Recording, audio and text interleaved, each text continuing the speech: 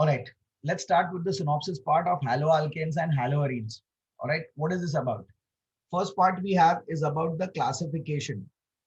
Halogen derivatives are first classified on the number of halogen atoms which are present per molecule as depending upon monohalogen, dihalogen, trihalogen, tetra, and polyhalogen. Normally, the word polyhalogen is more than one. Okay, so this is basically the representation from methane. You remove one H by a halogen, you have mono. We call them as haloalkane. Then same way di, tri, and then tetra. And with respect to haloarenes, we have mono, di, and trihaloarenes. Let's understand each one in a specific manner. Okay, so this is with respect to number of halogen atoms. Now we'll talk about monohalogen derivatives. What exactly they are? You replace one hydrogen by one halogen atom. Also, we call them as alkyl halides or we call them as haloalkanes. The general formula CnH2n plus 1x, and they are classified with respect to nature of carbon atom as primary, secondary, or tertiary. So where the halogen atom is attached, we'll explain whether it's primary, secondary, or tertiary there, that way. Like look at that carefully. Nature of carbon attached to the halogen is 1 degree. Here it's 2 degree. And here it's 3 degree. That's how we classify primary, secondary, and tertiary alkyl halides. Important point with respect to your competitive exams. For alkyl halides, halogen is always attached to an sp3 hybrid carbon. sp3 hybrid carbon, 4 sigma bonds. 109 degrees, 28 minutes, tetrahedral geometry. Then dihalogen derivatives, they are mainly of 3 types. Both halogen atoms attached on the same carbon, that's called geminal, which are called in the common system as alkylidene dihalides. So say that word, alkylidene dihalide. So look at that examples. Ethylidene dichloride or isopropylidene dichloride. So that word should end with dene dichloride. IUPAC is the same haloalkane with the position of the double bonds. Then next comes the classification, what we call both the halogen atoms are present on adjacent carbon atoms. That's what we call as vicinal dihalides. So for vicinal, they are on the adjacent carbon, also called as alkaline dihalide. So look at these examples down. Ethylene dichloride, propylene dichloride, and the positions. Now, if I talk about one simple example, geminal and vicinal, have a look here, please. Geminal and vicinal, if I have to say, like C2H4Cl2. If I have two compounds, one vicinal, one geminal, 1,1 dichloroethane, and 1,2 dichloroethane. Both these are classified as position isomers of each other. So please make a point. 1,1 and 1,2 dichloroethane are classified as position isomers of each other.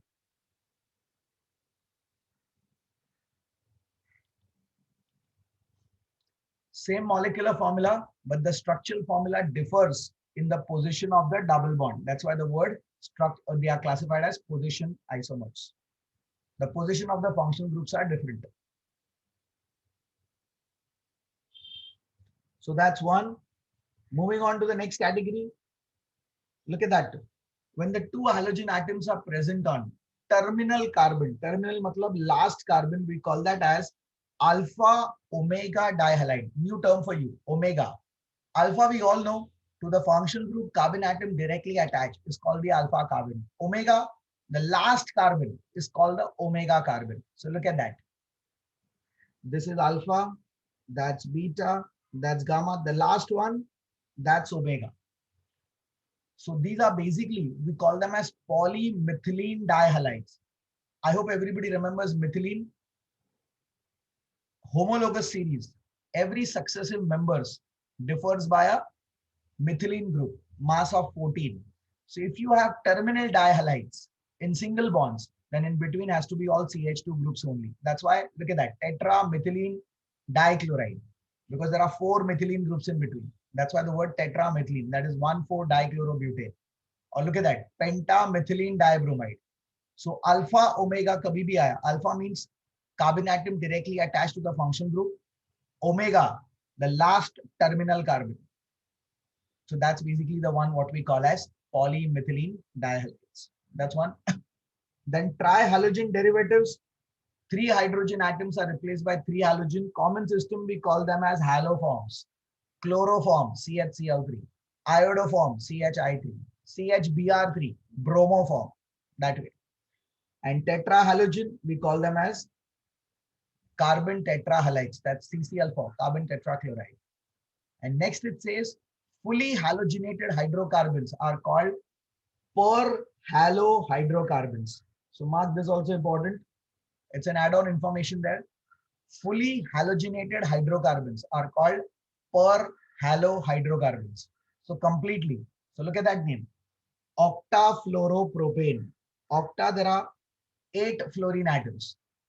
3 on the terminal and 2 on the non-terminal. So octafluoropropane or perfluoropropane. So whenever this word comes, per halo and the hydrocarbon name, that's a fully halogenated hydrocarbon. Then we will talk about halogen derivatives of alkenes now. Till now we're talking about alkanes, now about alkenes. Here it says monohalogen derivatives. With respect to a double bond, we will be talking about a halogen atom also attached. So look at that. In haloarenes, halogen is attached to an sp2 hybrid carbon. sp2, 3 sigma, 1 pi bonds. Trigonal planar geometry, angle of 120 degrees. That's sp2. Halogen is attached to a carbon of the double bond are called vinylic. Vinyl was functional group is directly attached to a carbon atom, which is a part of a double bond. That's called vinyl group. In fact, my version was faster. Vinyl, 1H short of ethene. That's what we call as vinyl. So look at that. Vinyl chloride. That's what we call as 1-chloroethene. Or look at that one. Allyl bromide. Now, allyl mein, it is not attached to a double bonded carbon. Okay. So here what it says, while in those the halogen is present on a carbon next to the double bond are called allylic. So definition kya tha allylic ka?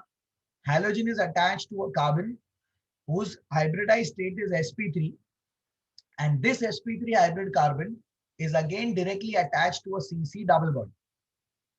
So vinyl halogen was attached to a carbon whose nature was sp2 and it was a part of a CC double bond. Allylic functional group is attached to a sp3 hybrid carbon, which is again directly attached to a CC double bond. Then that's what we call as allyl. Short form version of allyl, 1H short of propene. That's what we call as allyl. So allyl bromide. And double bond and halogen, functional group priority, double bond is always at 1. So that's why it's called over there nothing but, and right up is always alphabetically. So 3 bromo, prop, 1E. Then halogen derivatives of aromatic hydrocarbons. That's called as haloarenes. That's mainly into 2 categories. Halogen is directly attached to the aromatic ring. Then that's called aryl halides or nuclear halogenated hydrocarbons. So look at that. Fluorobenzene, para-bromotoluene. We all know special names. Then you name the compound as a derivative of the special name. Metachlorotoluene, or over there, nothing but orthoiodotoluene. Then, next one, in aryl halides, matlab halogen is attached to the benzene ring. It's attached to a sp2 hybrid carbon. We all know in benzene, all carbon atoms are sp2 hybridized. Those in which halogen is linked to one of the carbon of the side chain carrying the aryl group are called alkyl halides. AR is aryl and then alkyl halides or side chain halogen derivatives. So AR is aryl and then, so it's aryl alkyl. So it's called alkyl.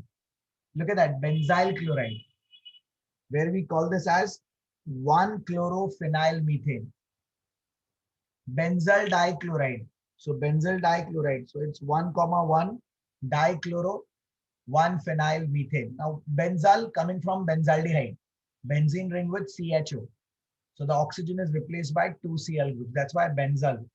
And the last one, benzo trichloride from benzoic acid. Benzene ring with COH is benzoic acid. You have replaced the word over there, ic acid, by the word trichloride. And this IUPAC, one carbon atom. So 111 trichloro-phenyl methane. Then same way, we have more classification here. Look at that. Here the halogen is attached to a S over there, CHCl and then CH3. So the halogen is attached to nothing but an sp3 hybrid carbon, which is attached to over there nothing but an aromatic ring. There is a part of the double bonds there. So now if it is an aromatic ring, but when it is attached over there, then that part is what we also call as the benzyl group. So sp3 attached to the halogen is attached to a sp3 hybrid carbon, which is again a part of a double, again directly attached to a double bond. So look at that, 1-chloro, 1-phenyl ethane. And same way, if you have a halogen part which is attached on this very side chain, then the numbering there, 1-bromo, 2-phenyl ethane. Side chain halogen derivatives in which halogen is attached to sp3 hybrid carbon, then that's called benzylic. We discussed, I right now said what's benzylic. Halogen attached to a sp3 hybrid carbon, again attached to a benzene ring. Then that's benzylic, again classified as primary, secondary, and tertiary. So that's attached to a 1 degree carbon, here a 2 degree, and here a 3 degree. Now going to the preparation from alcohols, we can use halogen acids, HCl, HBr, HI, or PCl3, PCl5, SOCl2, all those can be, or red phosphorus iodine, red phosphorus bromine. All of them coupled up together in the form of a chart. This is how you are supposed to memorize.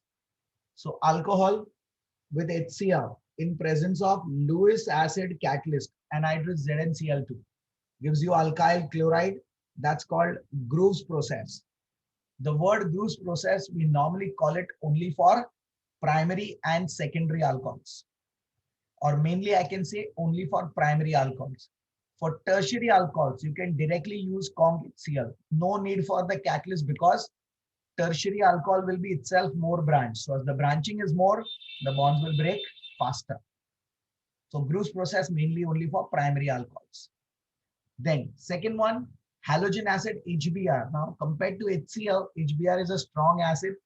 So HBr can be prepared in situ, in the same place where it is produced and consumed simultaneously. KBr and conc H2SO4 or NABr and conc H2SO4, where NABr and conc H2SO4 will give HBr, that is in situ, and you will have nothing but, and refluxing means you heat the compound till its boiling point and condense the vapors back. That's called refluxing it. We get respective alkyl bromides.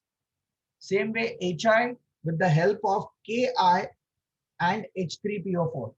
So potassium iodide and phosphoric acid, which is a tribasic acid, when you combine, it gives you HI as a byproduct.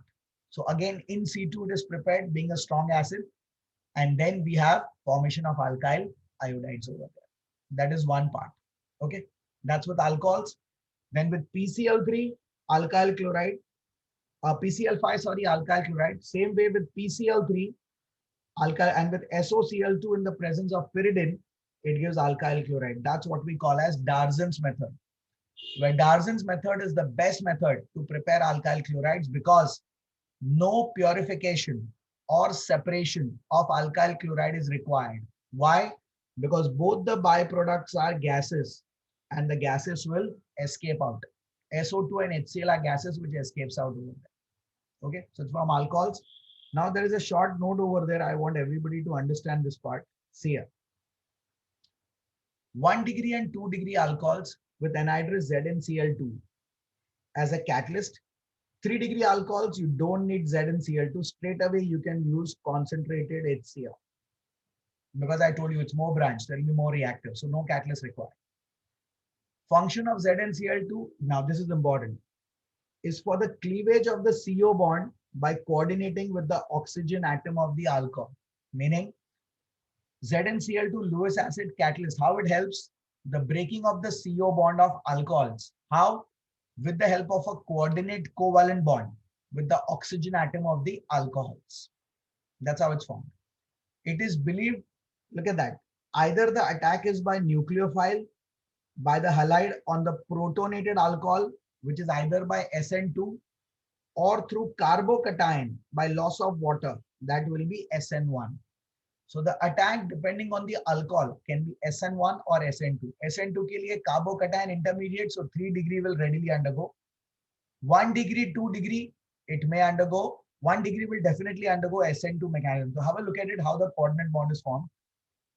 Alcohol reacts with H plus. H plus over there, that comes from the acid. Oxygen donates the lone pair. It forms ROH2. That's a coordinate bond form. So it's ROH2.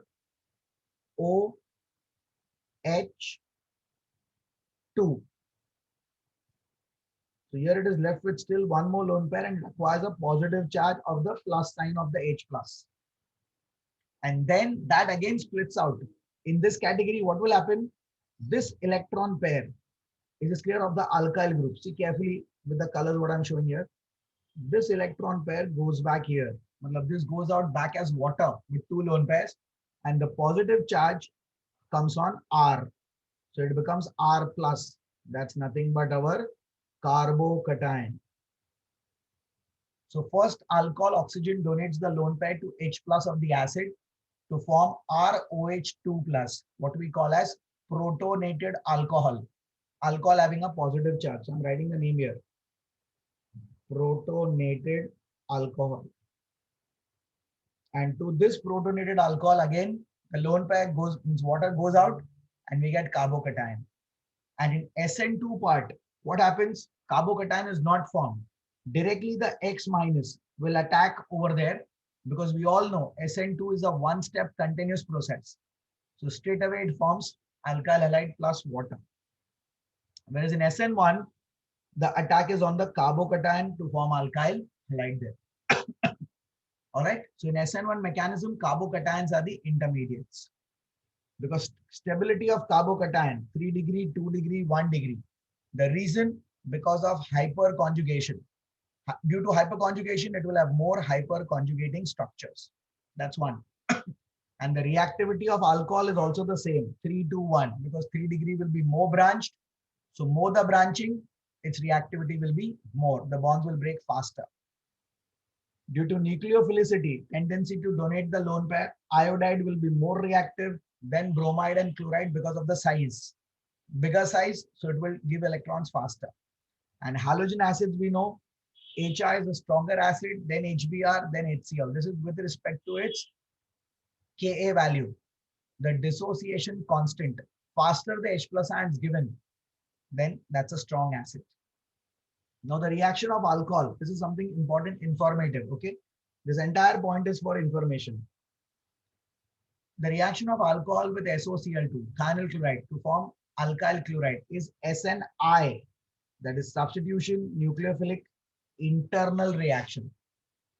The reaction may be carried out in the presence or absence of pyridine. Normally, we say why is pyridine used? Because pyridine is a Lewis base, lone pair donor. It absorbs the HCl. So if the HCl is removed out, what we get is alkyl chloride and SO2 gas escapes out. That's it. So pyridine is a Lewis base which absorbs the acid to form its salt. And from the salt, when we break down the salt, HCl is regenerated back. It says the reaction may be carried out with absence or presence of pyridine if the starting alcohol is chiral. Chiral, we know all 4 valencies are different. The presence or absence of pyridine gives product with different stereochemistry. You'll get different products. For example, S-butan-2-ol. S means sinister. Rotation is towards the left side. In the absence of pyridine, gives S2-chlorobutane only. With retention of configuration. Retention, the incoming group is on the same side of the outgoing. Over there, nothing but the group. The incoming group is on the same side. So the incoming halogen will be on the same side of the outgoing OH. But in presence of pyridine, this point is very important. But in presence of pyridine, it gives 2-chlorobutane with inversion of configuration. So the gist to catch over here is like this. With thionyl chloride, if a compound is chiral and it is in the presence of pyridine, you will get inversion of configuration. In absence of pyridine, you will have retention, retaining the same side. But in the presence of pyridine, it will give you a, over there, the chiral compound will give its enantiomer. Dextro will become levo and vice versa. So that's the point one. Second preparation, that's from alkenes, halogen acids, giving alkyl chlorides. In short, one word, what we had, Markovnikovs and anti-Markovnikovs. That's the part. Absence of peroxide, unsymmetrical alkene add according to Markovnikov's rule. While in presence of peroxide, that's called anti-Markovnikov or peroxide effect or crash and Mayo effect. What was the logic? It's an example of electrophilic addition reaction. Who's the electrophile formed here? That's nothing but carbocation. So please specify electrophilic addition. And the electrophile is R plus. That's nothing but carbocation. Okay. Now what happens in this case? Look at that. In the absence of peroxides, the negative part of the reagent goes to the carbon having least number of H atoms so that you get a more stable carbocation. That is the reason behind it. Whereas in the presence of peroxide, one, only HBr will add. All right. So for Markovnikov's addition, I require only two things. My alkene should be unsymmetrical. My reagent should be unsymmetrical. That's it. But for peroxide effect, I require an unsymmetrical alkene. I require only and only HBr. And third, it should be in the presence of peroxide. Then in presence of peroxide, anti-Markovnikov addition follows free radical addition mechanism.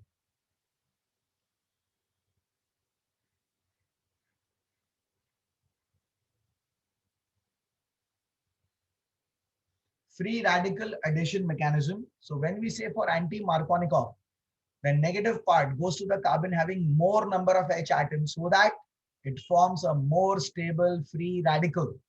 That's the logic. So for Markovnikov, negative part goes to the carbon having least number of H to form a stable carbocation. Anti-Markovnikov, the negative part, that is the halogen atom, goes to the carbon atom having more number of H atoms to form a stable free radical. That's the part. With Markovnikov, we get branch products as major products and straight chain products are minor products. Like propene plus HBr, 2-bromopropane was major 80%, 1-bromopropane was minor 20%. But same propene with HBr in presence of peroxide will give me anti-Markovnikov's addition where it's exactly opposite. 1-bromopropane is major 80% and 2-bromopropane is minor 20%. That's how it goes. Okay, that's one. Be very careful. Anti-Markovnikov is only and only with HBr. So in the exam to confuse you, question comes, propene reacts with HCl in the presence of peroxide. Dimag mein kya aata hai? Arey peroxide, anti-Markovnikov. Wrong. HCl bol raha hai. HCl is a very strong polar bond. It won't form free radical. So still it will be Markovnikov's addition only. So propene plus HCl in presence of peroxide will give me 2-chloropropane as a major product. Ye dhyan rakho, very important point. So look at that. Next one. Peroxide is effect only with HBr. Addition of HCl or HI gives Markovnikov's product because in both presence or absence of peroxide, the reaction is through a carbocation intermediate. In fact, with HI, if you remember, we have the reasons also. As HI is the most reactive, with HI the bond breaks, it forms iodine-free radicals for anti-Markovnikov's addition. But the iodine-free radicals are so reactive, they combine with themselves to form molecular iodine. That's why reaction with HI is not possible. That's one. Then comes next one, we have allylic halogenation. Allylic, we just now discussed 1H short of propene, or halogen is attached to a carbon whose hybridized state is sp3, which is again bonded to a CC double bond. That's a allyl carbon. So carbon next to the double bond is allylic carbon and the hydrogen are called allylic hydrogen. These hydrogen atoms can be replaced if you heat it only at a very high temperature. That's around 775 Kelvin. So from propene, this three, one of the H from here will be replaced and we will get allyl chloride. Same way propene, again the replacement will be of these three hydrogen. You will get allyl, over there nothing but bromide. All right.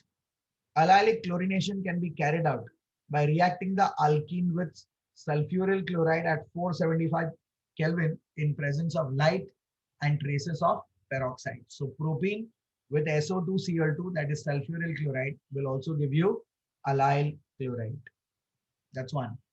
One more method, allylic bromination, can also be carried out with the reagent NBS, whose full form is N-bromosuccinamide. Succinamide comes from the acid that is succinic acid.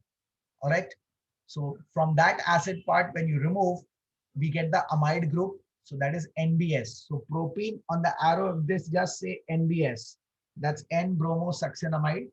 So succinic acid is basically CH2 and then COH groups attached. That way. So it's like this. That's succinic acid. CH2, COH, CH2, COH.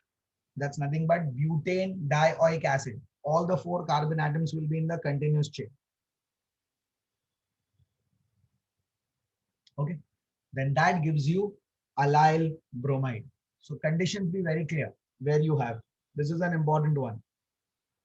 Then at high temperature, addition of halogen to alkenes becomes reversible and does not occur. Instead, substitution occurs at the allylic position. That's one. Low temperature pe, it will be propene plus bromine.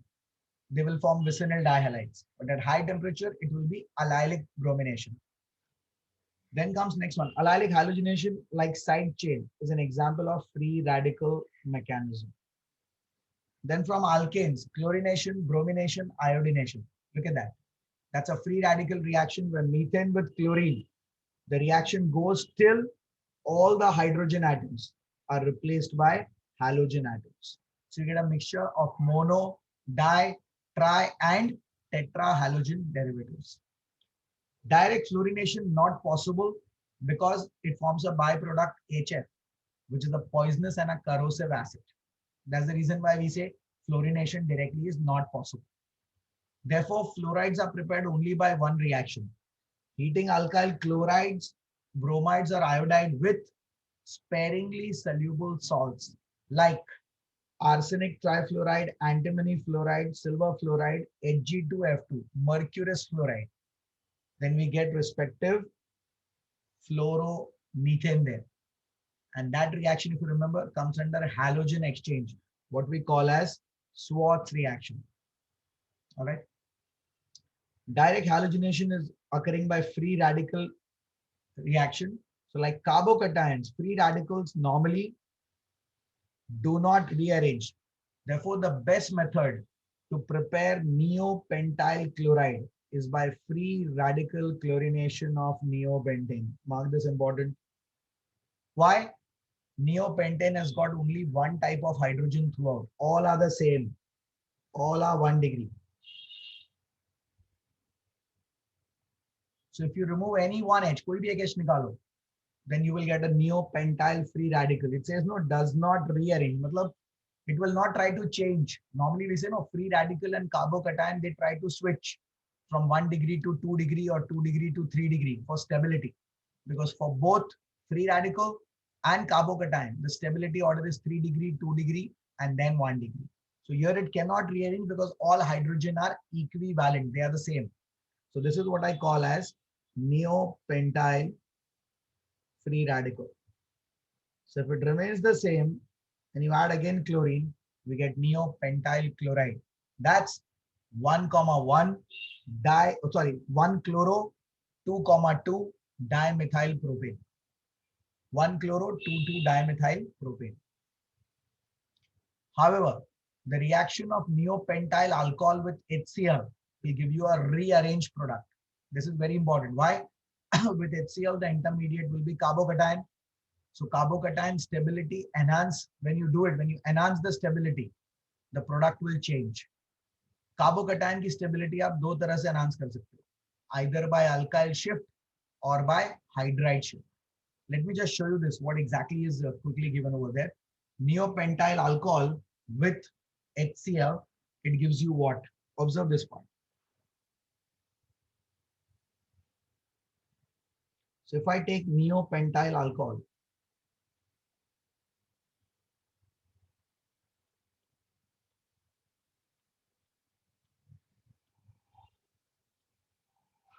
what's going to happen first over there? Heterolytic fission. All right. Oxygen lone pair over there. So that part will be out.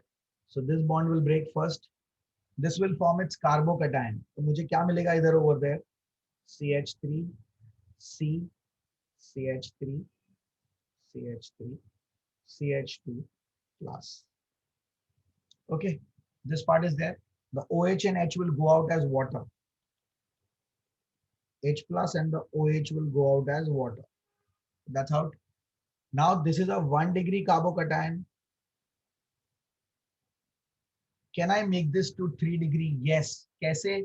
इसमें we can have alkyl shift. So I write here 1,2 alkyl shift. What is the logic? This carbon having a positive charge has got a vacant p orbital. और उसके बाजू का जो carbon है, that's the adjacent carbon, right? CC bond पे there'll be a 360-degree free rotation. And due to the free rotation, what will happen over there? Those methyl groups, so any one of the methyl, either this one or this one, and the vacant orbital of the carbocation will come on the same plane. So one of the methyl group can enter into the vacant orbital. Is this clear? That's what we call as nothing but the hyperconjugation part.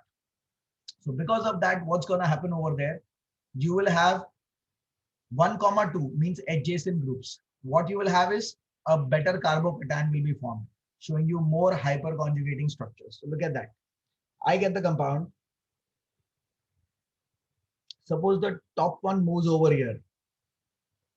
So this down one CH3 will be as it is, CH2, CH3. Now this is a 3 degree carbocation. So compared to 1 degree, 3 degree carbocation is more stable. And now the H is already gone. So now the chloride will come and attack. So now if the chloride comes, it will come over here. I get my compound.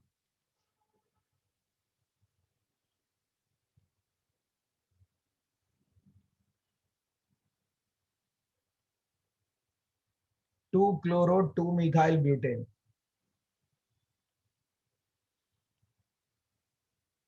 All right, that's what it says. 2 chloro, 2 methyl butane. Understood? So you can enhance the stability either by hydride shift, shift of adjacent H minus, or by 1,2 alkyl shift. 1,2 means adjacent positions by shifting the alkyl group. Now iodination, the reaction is reversible. Why? Because in direct iodination, if you see the reaction, it was like this. RH plus iodine reversibly gives you Ri plus HI. HI is a strong reducing agent. That's why the reaction becomes highly reversible. So to stop the reducing action of HI, we take in the help of any one of the strong oxidizing agents, HgO, mercuric oxide, HiO3, iodic acid, or HNO3. So any one can be used. Iodic acid or nitric acid or mercuric oxide. Next is halogen exchange. One is Finkelstein's method. Alkyl chlorides or bromides. When you react with sodium iodide in presence of acetone, it gets converted to alkyl iodide. That's Finkelstein. Chloride bromide only to iodide. Only iodoalkanes can be obtained. Why? The reason is simple. The NaI, what we are using, is soluble in NaCl, that is the byproduct, but insoluble in methanol or acetone. So the NaI what we are using is insoluble in acetone but soluble in NaCl. So it's an example of Le Chatelier's principle. That is, any substance, is this clear? Any substance over there which is any substance or any stress at it at equilibrium, then the applied stress will be nullified and the equilibrium will shift. That's exactly what will happen here. You will have the equilibrium shifted to the right hand side. That's the part. That's halogen exchange. And one more we discuss, Schwarz reaction. Now one is an extra one. I discussed this in the extra part. Yours is coming. That's nothing but Borodine Hans-Diecker reaction. Hans-Diecker was preparation of alkyl bromide, where the length of the carbon chain decreases. That is the way to remember. Look at that. Silver salt of carboxylic acid on reaction with bromine in CCl4 undergoes decarboxylation. What is decarboxylation? Removal of carbon. D means no. Carboxylation, carbon dioxide, no CO2. In other words, removal of carbon dioxide is called decarboxylation to form alkyl and aryl bromides with one carbon atom less than the original acid used. That's a very important point. So if I take silver acetate, which is silver salt of acetic acid. Now silver salt of acetic acid, technically, if anybody sees, that's only of 2 carbon. With bromine, only the alkyl group breaks. So have a look at it carefully what I'm showing here.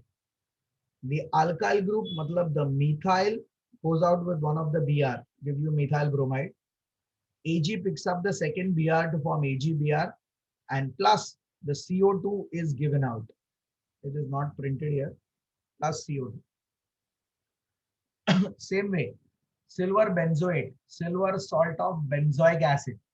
So the C6H5 picks up the Br. So that's bromobenzene or phenyl bromide with AgBr and CO2 is given out. So 1 carbon less.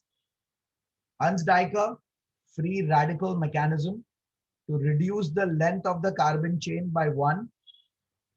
The yield of alkyl or aryl halides is in the order 1 degree will give more than 2 degree than 3 degree there. Only bromides are formed in good yield. The chloride is poor, while iodide cannot be prepared since they form esters with silver salt of acid. This we have done. Silver salt, if you react directly with iodine, it forms its esters over there. That's an extra reaction what we have. That's called as Bin-Bon Simonini reaction over there. That's an add-on reaction just for information. You have, it's only for Hans-Diecker reaction is only for bromine.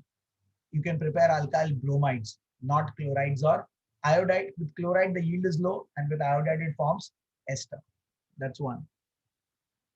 Then the next one we have, now we are talking about the preparation. I'm just taking back you to the 11th standard also.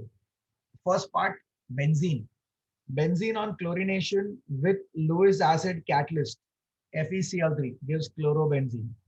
Benzene on bromination with ferric bromide, bromobenzene. And benzene on iodination with an oxidizing agent, either mercuric oxide or iodic acid or HNO3, gives iodobenzene. So that's the part over there. Again, we know direct iodination is not a good method because the byproduct HI is a good oxidizing agent. It's a good reducing agent. So it has to be removed from the reaction mixture. That's why we take the help of oxidizing agents. Then, due to resonance, the CO bond in phenol is much stronger than in alcohols and hence cannot be easily broken. Hence, aryl halides cannot undergo preparation of by the action of halogen acids or SOCl2 on phenol. So like we have alcohols, we can't have the reaction with phenols. Why? Phenols, if anybody remembers, there is plus R effect. So the carbon oxygen bond in the resonating structure will acquire a partial double bond character. Double bond is shorter and stronger. So it'll be difficult to break that bond. That's why it says aryl halides does not react like alcohols. Oh, sorry, phenols will not react like alcohols react. Okay, so with phenol, it's not possible because of the resonance part. That's the one. CO bond acquires partial double bond character. Now people side chain halogenation, matlab on the sides, matlab not directly attached. If the halogen is directly attached, we will see that in the later half, aryl halides are less reactive. So from toluene, if you react in chlorination at a high temperature, first one H goes benzyl chloride, second H goes benzyl chloride, and last benzo trichloride. That's trichlorophenyl methane. That's what it's carried out. That's the side chain halogenation. Then what it says, yeah, that part is okay. With chlorine and FeCl3, toluene undergoes halogenation. This part we have seen in the preparation part. It will give a mixture of ortho and para chlorotoluenes. Why? Because the methyl group, it shows plus R effect. And plus R is ortho and para directing groups. But out of ortho and para will be major products and they will be more stable because of the symmetry over there. So orthochlorotoluene and para-chlorotoluene. Benzene with CH3 is toluene. So it says due to steric hindrance. What is steric hindrance? Repulsion of the groups. Stir is 3D rotation. Hindrance is to block the path. So to block the path, steric hindrance is maximum at ortho. That's why para will predominate. Matlab para is major. It's all example of electrophilic substitution. Now here who's the electrophile? Cl plus. That is produced by FeCl3. So the function of Lewis acid catalyst is to generate the electrophile. That's what's happening. That's by free radical mechanism. If the side chain is larger than the methyl group, then the halogenation occurs at the benzylic carbon. Why? Because intermediate benzyl free radical will be more stable. All right, due to hyperconjugation. Then look at that. Benzylic free radical is more stable due to the resonance part. Ethyl benzene. Now see the way what they are, both examples are there. This is the benzylic H. If you have the benzylic H more stable, we get the product 1 bromo, 1 phenyl ethane. Because you are getting a 2-degree free radical. So this is a 2-degree free radical, what it forms. And same way, if you try to remove the end one, last one, then we get a less stable one. And finally, the product is 1 bromo, 2 phenyl ethane. So here also what we are trying to talk is the stability of the free radical part, which is the same as carbocation, 3, 2, 1. And benzylic, allylic, those free radicals are also stable due to the resonance part. Now, benzylic bromination is also carried out with NBS, that is N-bromosuccinamide, in the presence of peroxide like benzoyl peroxide. Now, from disonium salt, diazotization. Di is 2, azo, matlab nitrogen. Diazotization, when a primary amine, aliphatic or aromatic, reacts with NaNO2 and HCl, that is sodium nitrite and HCl, it forms HNO2, nitrous acid as an intermediate, and that nitrous acid is clear over the helps to form a salt called a disonium salt. That's R2N plus X minus. So that's the way RN2 plus X minus. That's your disonium salt. And that disonium salt, when you warm it, under conditions will break down to form respective haloarenes. This is called sand. This diazotization can be of different types. The first one, Sandmeyer's reaction. Disonium salt, I told you, primary aromatic or aliphatic amine. Here they have used aromatic, so that's aniline. So aniline reacting with NaNO2 and HCl, forming the disonium salt. With CuCl, HCl, chlorobenzene. With CuBr and HBr, bromobenzene. Warmed with potassium iodide, iodobenzene. And with HbF4, that's fluoroboric acid, it forms fluorobenzene. Now there are 3 reaction names over here that I'll discuss. Sandmeyer's reaction, Gattermann's reaction, Ball-Schiemann reaction. I'm repeating the names. Sandmeyer's reaction, second one, Gattermann's reaction, third one, Ball-Schiemann reaction. See there. When benzene disonium chloride is reacted with CuCl HCl or CuBr HBr, it is called Sandmeyer's reaction. It is basically a halogen attached to the cuprous halide, which enters the ring. Now, when you have Cu matlab copper powder and HCl or copper powder and HBr, then that's called Gattermann's reaction. So CuCl HCl was Sangnia. Copper powder and HCl is Gattermann's reaction. Product is the same, conditions are different. And last one, thermal decomposition of benzene diazonium tetrafluoroborate to give fluorobenzene. That's Wahl's-Kiemann reaction. We'll be seeing all this in the chemical properties of diazonium salts. Now, preparation is over. Now we go to the physical properties. Physical properties, melting and boiling point. So simple, as the molar mass increases, van der Waals force will increase, so higher is the melting and boiling point. So look at that. Iodide greater than alkyl bromide greater than alkyl chloride. Then for the same halogen, boiling point will decrease as size of the alkyl group decreases. So the more in a continuous chain, the boiling point is greater. That's the second point. All right. So same halogen, but with different alkyl groups. Third, this is important. For isomeric alkyl halides, boiling point will decrease as branching increases. Because if branching increases, surface area decreases. Surface area decreases, atoms come closer.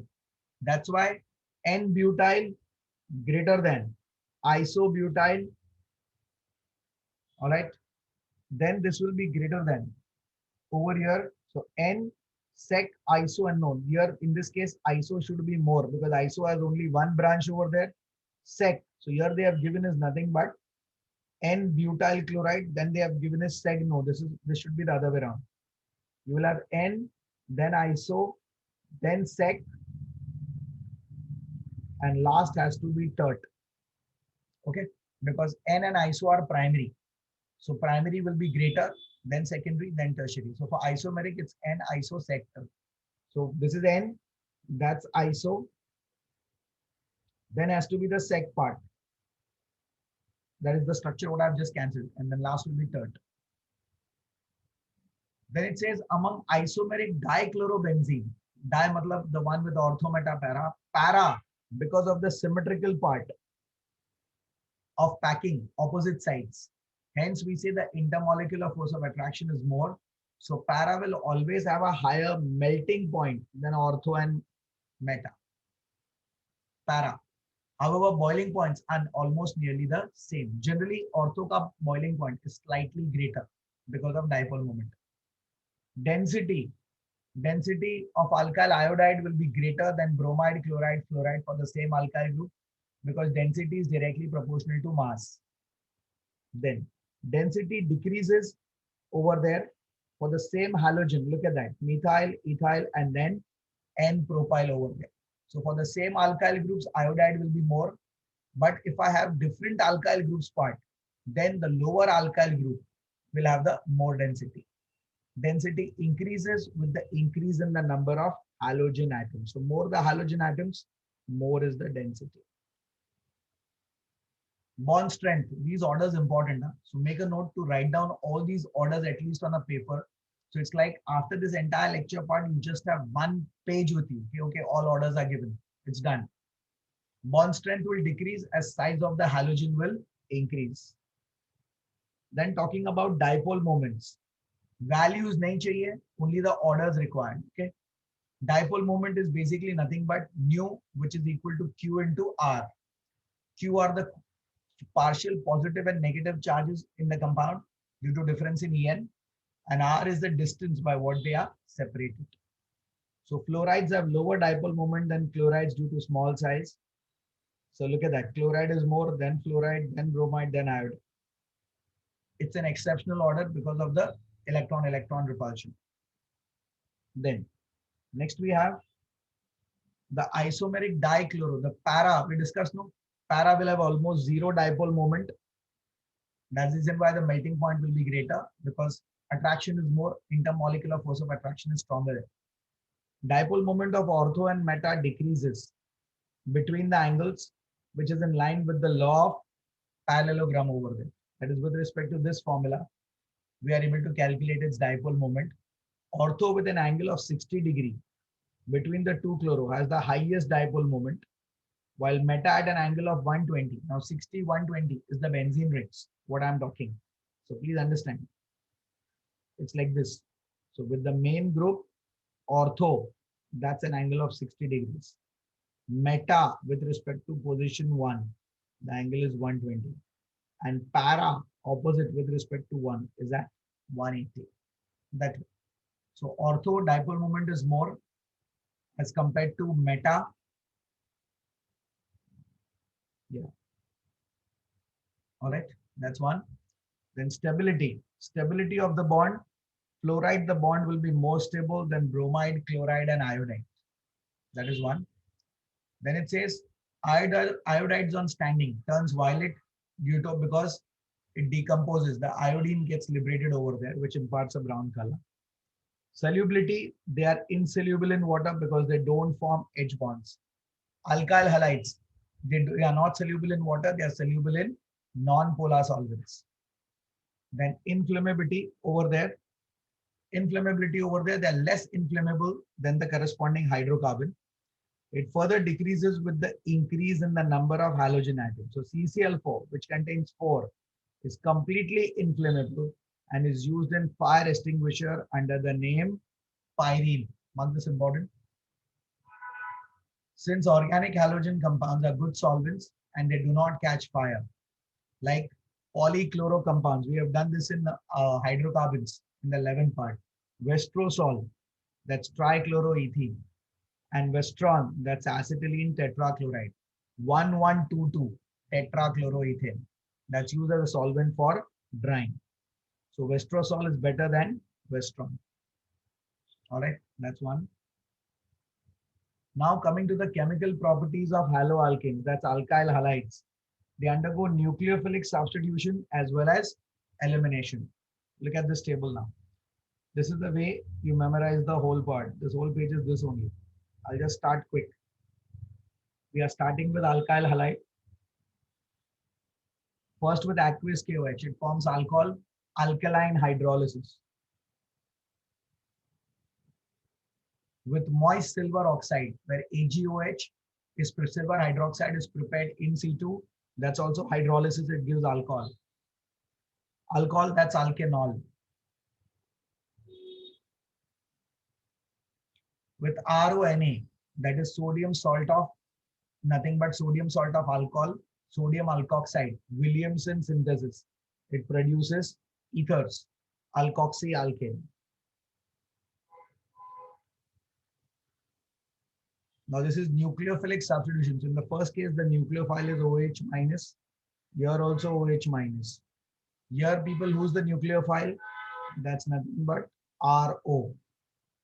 RO minus is the nucleophile, alkoxide ion.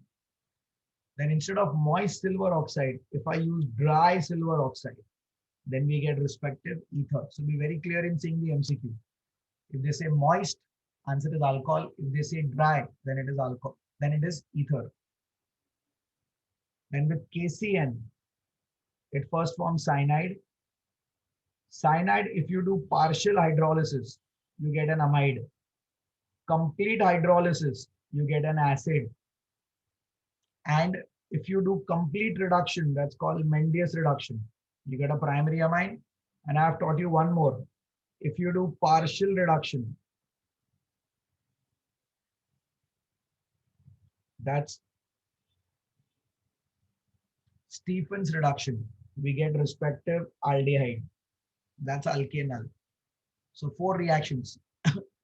Cyanide, partial hydrolysis, it forms alkanamide. Complete hydrolysis, alkanoic acid. Reduction में partial reduction, Stephen's reaction, it forms aldehyde. With complete reduction, Mendius reduction, it gives you primary amine with 1 carbon more. And same RX with AgCN gives isocyanide. And isocyanide, if it undergoes reduction, you get a 2-degree amine. How 2-degree? NH. That's the imino group. So look at this. If I take an isocyanide, I add 4 nascent hydrogen, newly born hydrogen, with the help of sodium and ethanol as the reducing agent. Out of the four, one will go to nitrogen and three will go to carbon. So I get a 2-degree amine, but with a drawback. What is that? One of the groups is always methyl.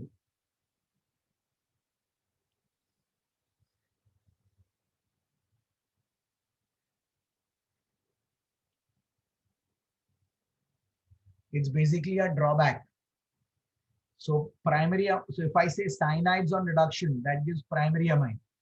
Isocyanides on reduction gives you a 2-degree amine with a drawback. One of the alkyl is always methyl.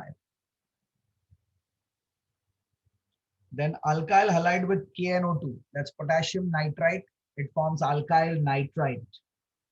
And with AgNO2, it forms nitroalkanes, where N and O is a coordinate bond, which we can also write it as Rn double bond O with a plus and a minus. Plus minus is the coordinate bond. When nitrogen is giving the share of the lone pair, oxygen is accepting the share of the lone pair. That's why the plus and minus, that's the coordinate bond. And alkyl halide with dry silver salt of carboxylic acid gives you ester. Same alkyl halide with ammonia, what we call as Hoffman's ammonolysis. We get a mixture of all primary amine, secondary amine, tertiary amine, and quaternary ammonium salt, QAS.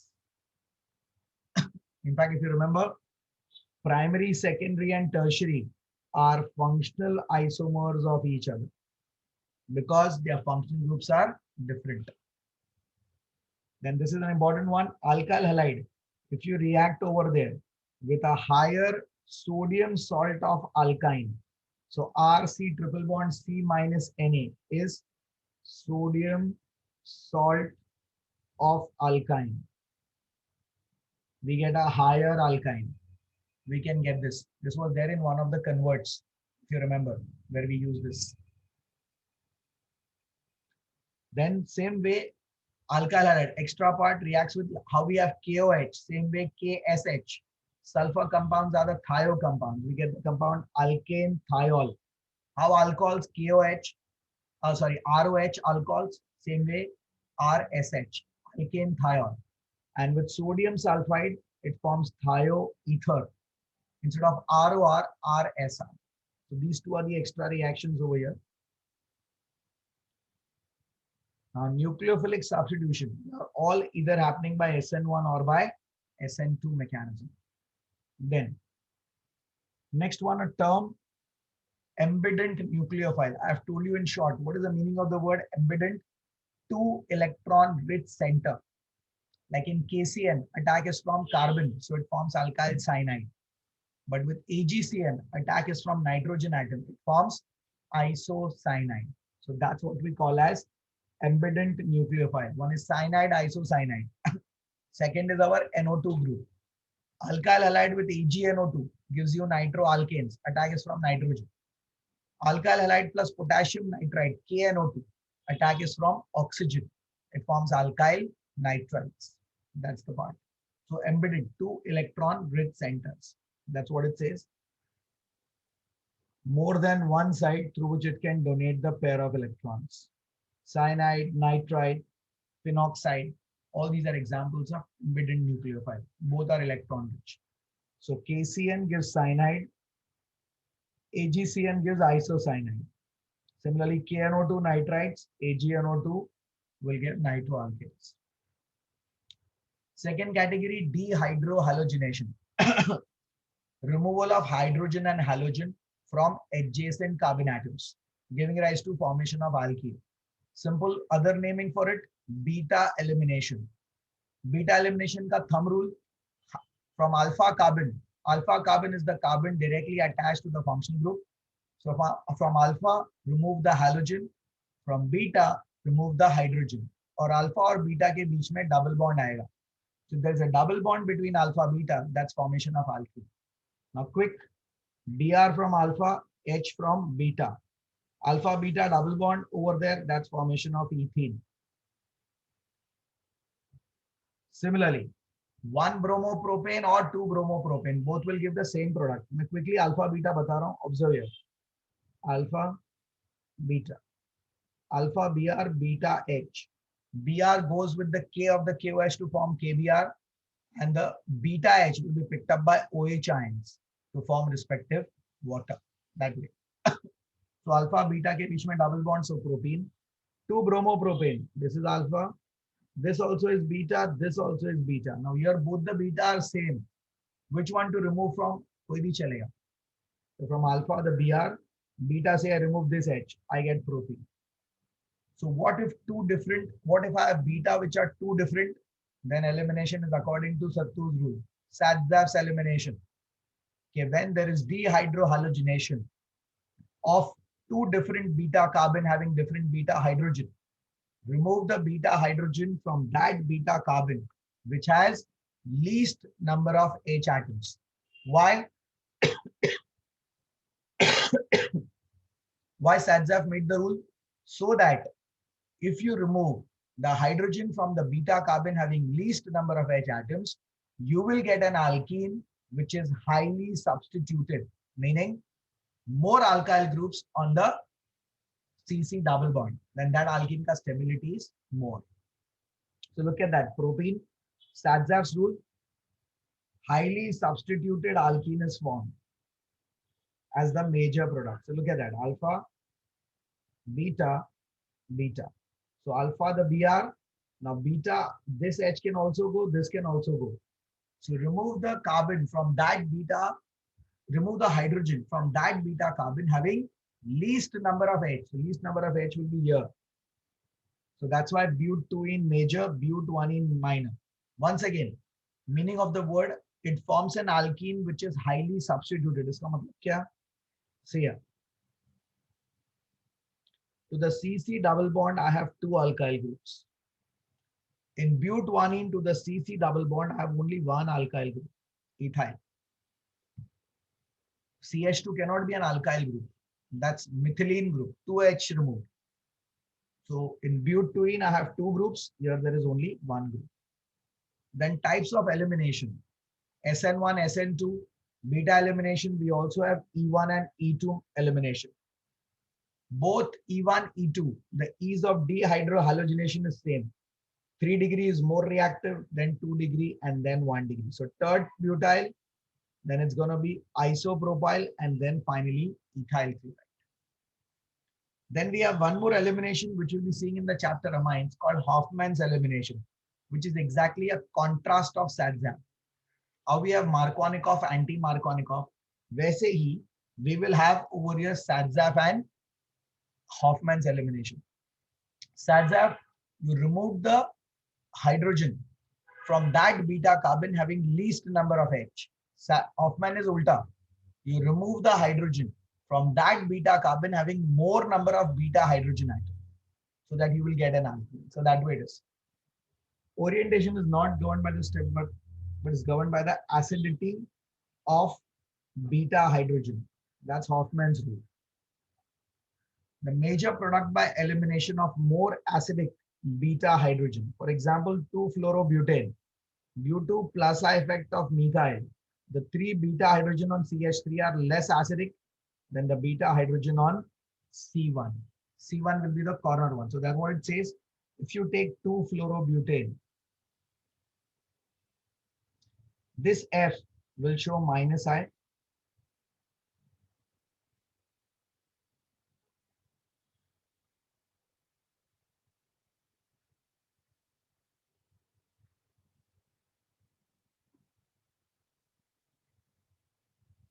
Now in this case, the alkyl groups over there, due to the alkyl groups over there, that is this alkyl will show +I. This methyl will also show +I. So what's going to happen over there? Therefore, the beta hydrogen, matlab this beta, ye aapka alpha, ye bhi beta hai, ye bhi beta hai. So this beta hydrogen becomes more acidic. So if they are more acidic, they are easily lost. And that gives you the major product, that is but1. If I take 2-fluorobutane and react with alcoholic KOH, like how I said 2-chlorobutane gives you but2 in major and but1 in minor. If I took 2-fluorobutane with alcoholic KOH, then it will be exactly a contrast to Satz's rule. That's called Hoffman's elimination. So it's because of the minus I effect over there. The carbon having more beta hydrogen, they become more acidic. Their tendency to lose is more. So that will give you but 1 in major and but 2 in minor.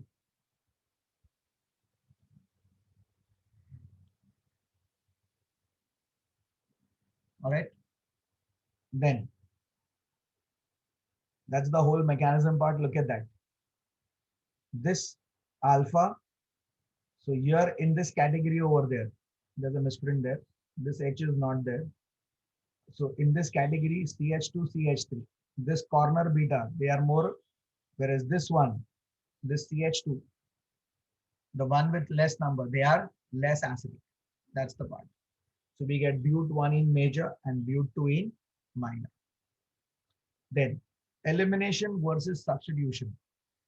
Since certain substrates, the target molecule, and the reagents are the same for the two types of reactions, there's always competition between elimination and substitution. Now, earlier part, alkyl halides towards E2 reaction decreases in the order, but towards SN2, the order is just the opposite. SN2, we know it's not 3 to 1, it's 1 to 3. So alkyl halide, when there is elimination E2, it goes 1 to 3, and over here substitution increases for SN2. All right. So elimination and substitution, SN2, they are the two parts over there. So E2 reaction will be 3 degree, 2 degree, 1 degree. But in SN2, it will be methyl 1 to 3. However, in E1 or SN1, the order is the same.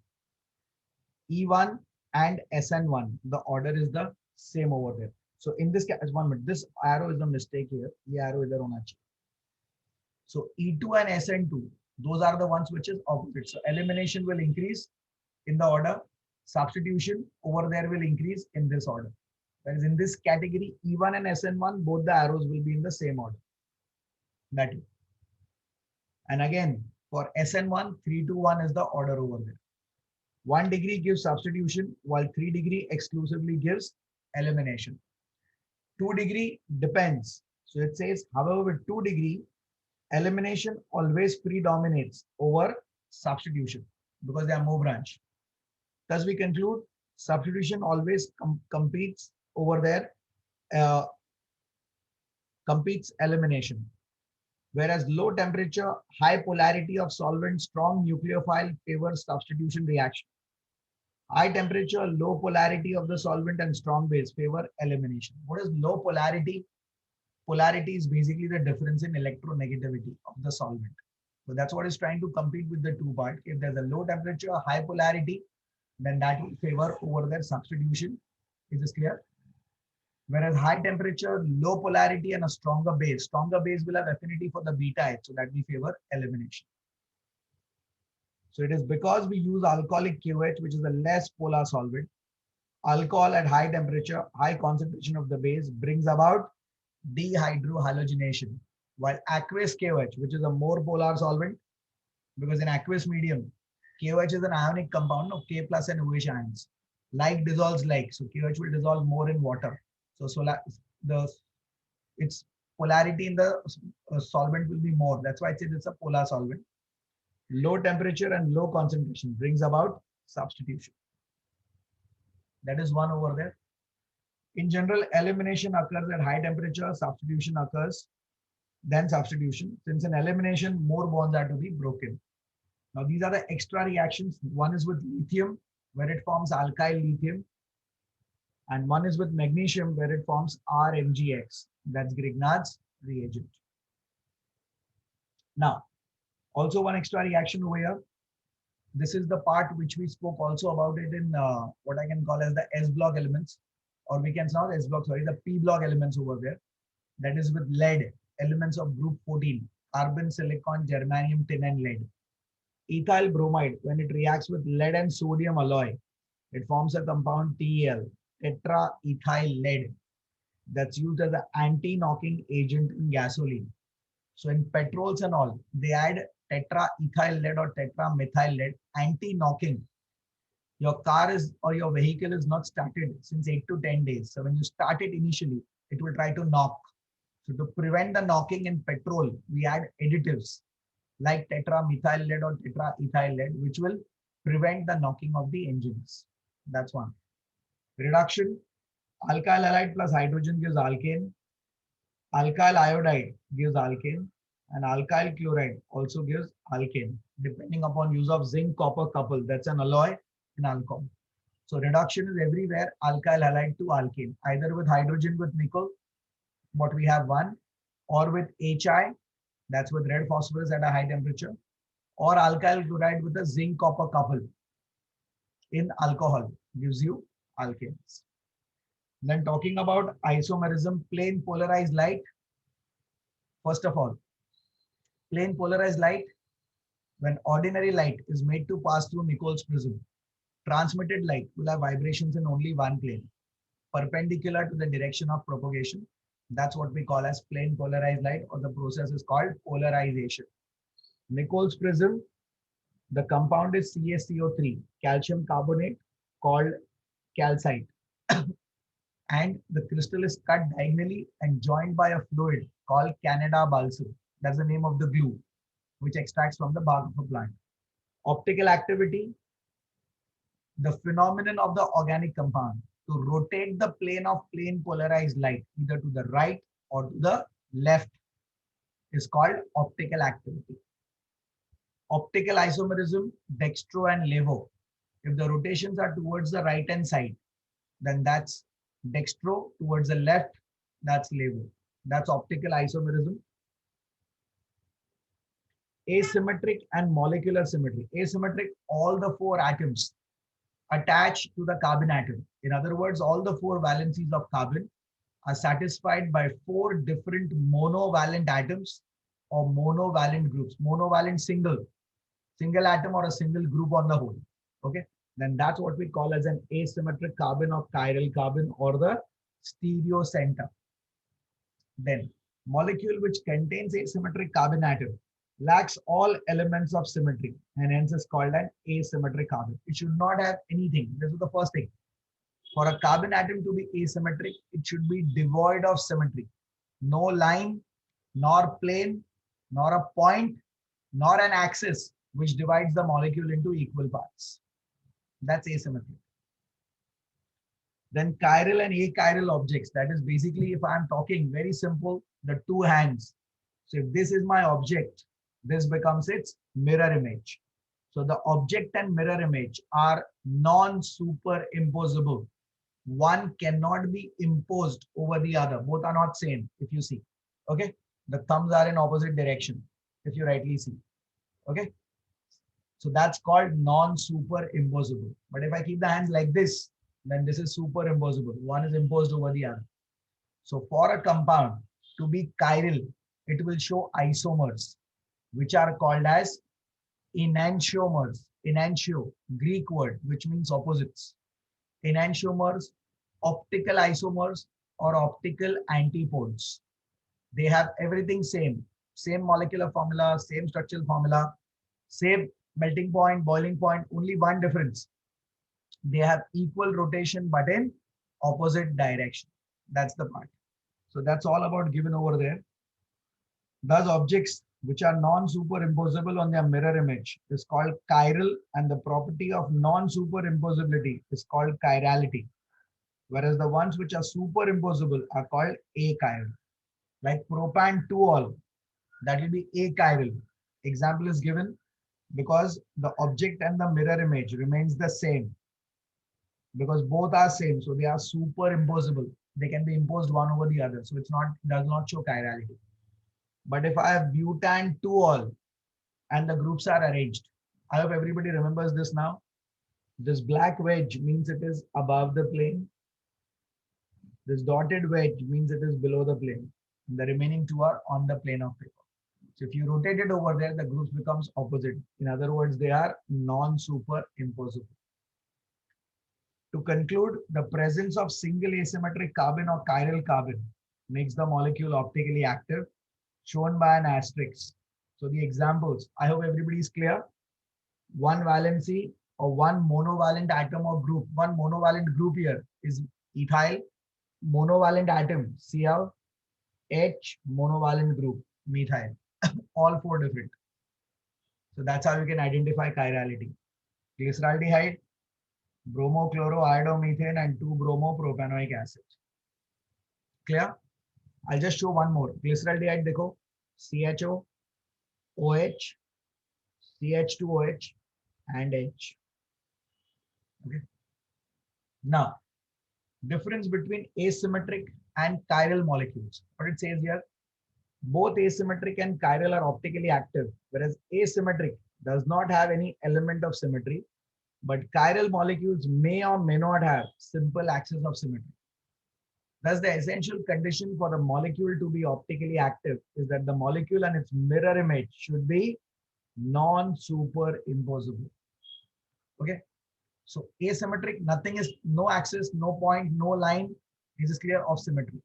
But chiral molecules may or may not, is this clear, have some simple axis. So basically the mirror images should be non-superimposable. Then that's what we call as nothing but they will be over there chiral.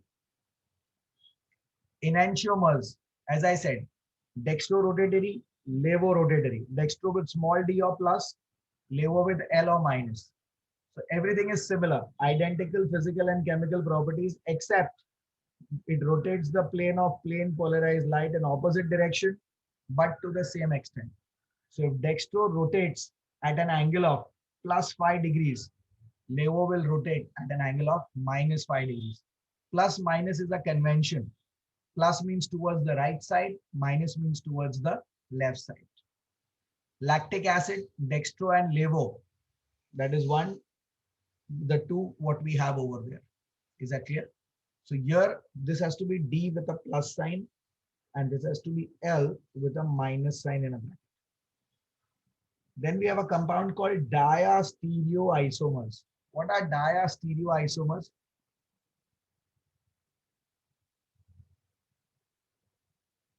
Spelling mistake. Diastereoisomers. They contain chiral carbon atom, but they are not mirror images of each other. So stereoisomers, that is the ones which have 3D rotation, they are not mirror images of each other, are called diastereoisomers. Look at that compound. 2,3 dichloropentane. That has got 2 chiral carbon atoms. So you will have total 4 isomers because the number of optical isomers 2 raised to n. So 2 raised to 2, that's 4. Where these two are mirror images. Same way these for 3 and 4, they are mirror images. But if you compare 1 and 3, or you compare 2 and 4, then they are not mirror images. So 1, 3, 2, 4, those are nothing but nothing, what we can call them. Or I can say 2, 3. Or as well as if I talk about nothing but 1 and 4, they are not mirror images at all. So they are called diastereoisomers. So 1, 2, non-superimposable mirror images. Same way 3, 4 are also enantiomers, but on the hand, 1 and 3, 1 and 4, 2 and 3, and 2 and 4. They are not mirror images. So that's called diastereoisomers. Tartaric acid has got 3 structures. Observe carefully now. One is the mirror image because it has got 2. Tartaric acid, that's nothing but 2,3 dihydroxy butane dioic acid present in tamarins, imli. Tartaric acid. So the first 1 and 2, that's the mirror images. But 3 and 4, they have a plane of symmetry. Plane of symmetry divides the molecule into 2 equal parts. So that's what's called the mesoform. So it's called mesotartaric acid, which in spite of chiral carbon atom is optically inactive due to internal compensation. Internally, the rotations will get cancelled. That's one. About the meso compound, the whole part is given over there. What is it? Are called meso compound. Compounds which do not show optical activity. In this, into the plane of symmetry, mesotartaric acid. Yeah, all this is okay. This word is very important. Due to internal rotation caused in the upper half is cancelled by equal and opposite rotation caused by the lower half. That's called internal compensation. Then How to calculate? Now shortcut formulas for MCQs. See this carefully. This is important. First one, when a molecule is unsymmetrical, not equal, and contains n number of chiral carbon atoms, then the formula is 2 raised to n. And number of mesoisomer, there's no mesoisomer. So total stereoisomers is O plus M.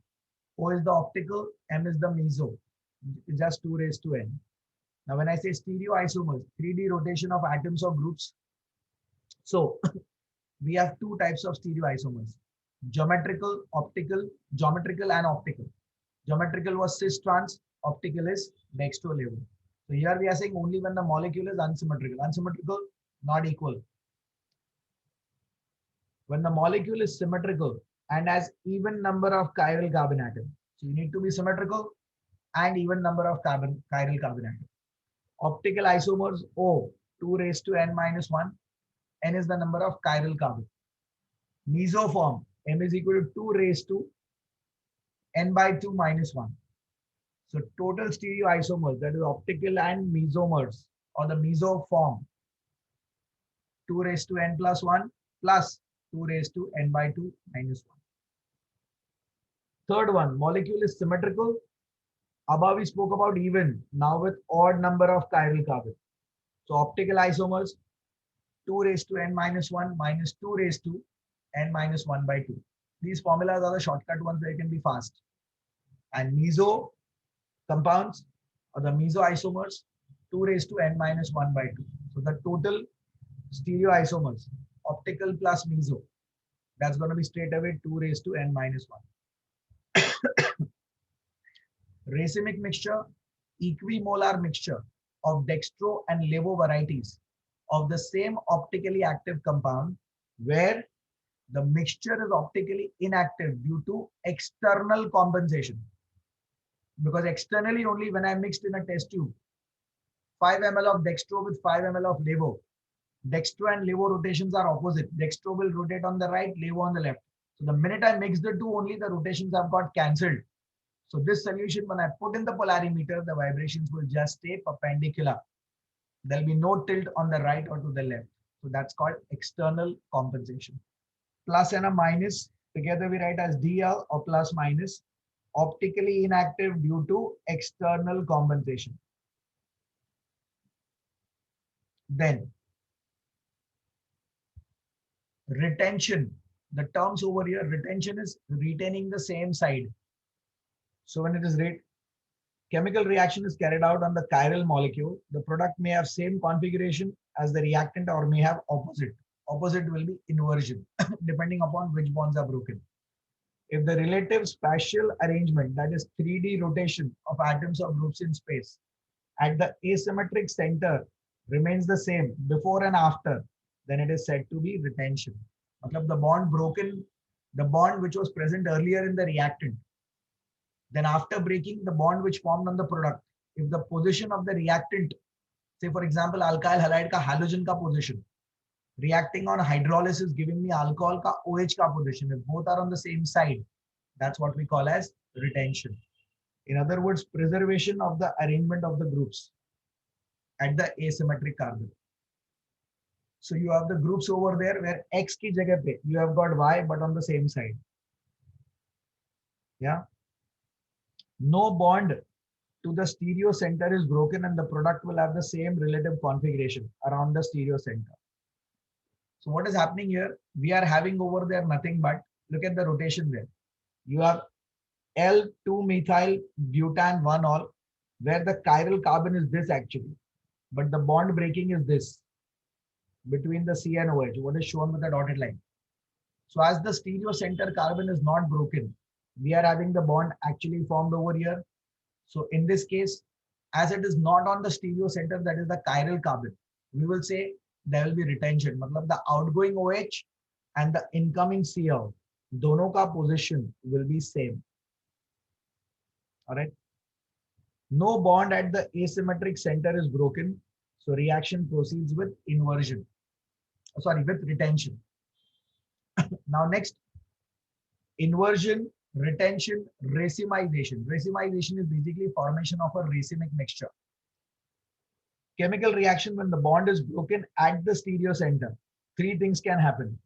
Either it can retain the same side, or it can be inversion, or it can be a mixture. How is that? Look at that. It depends upon the groups, the bulky alkyl groups, as well as it also depends upon the inductive effects of the groups present, the plus sign, minus sign. So due to that, we have different products formed. What it says, look at that. Here the X is on the X and the Y, the positions are changing. And here it's remaining on one side only, if you understand carefully. So you have to just see the two products, product one and product two.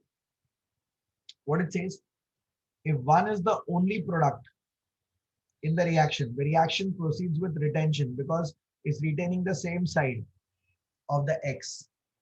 If two is the only product, then we say the reaction is proceed with inversion of configuration because the product is exactly on the opposite side. Look at that. Compared to the Y, we have the reactant over here. It's the new group is on the opposite side. It's like a mirror image. On the other hand, a 50-50 can also be formed. Then the product is called racemization. So racemization is basically equal amounts of, in other words, racemization is racemic mixture, equimolar mixture of dextro and levo varieties of the same organic compound. And it is optically inactive. We know the reason, external compensation. Okay. And the process of separating a racemic mixture into its dextro and levo varieties, dextro is plus, levo is minus, then that phenomenon is called resolution, resolving the racemic mixture into its dextro and levo forms. Important methods at representing chiral molecules. Now we have different formulas. We have seen this. One is the flying wedge, the wedge three-dimensional structure. Then the Newman and the sawhorse projection, what we have seen in the alkanes chapter.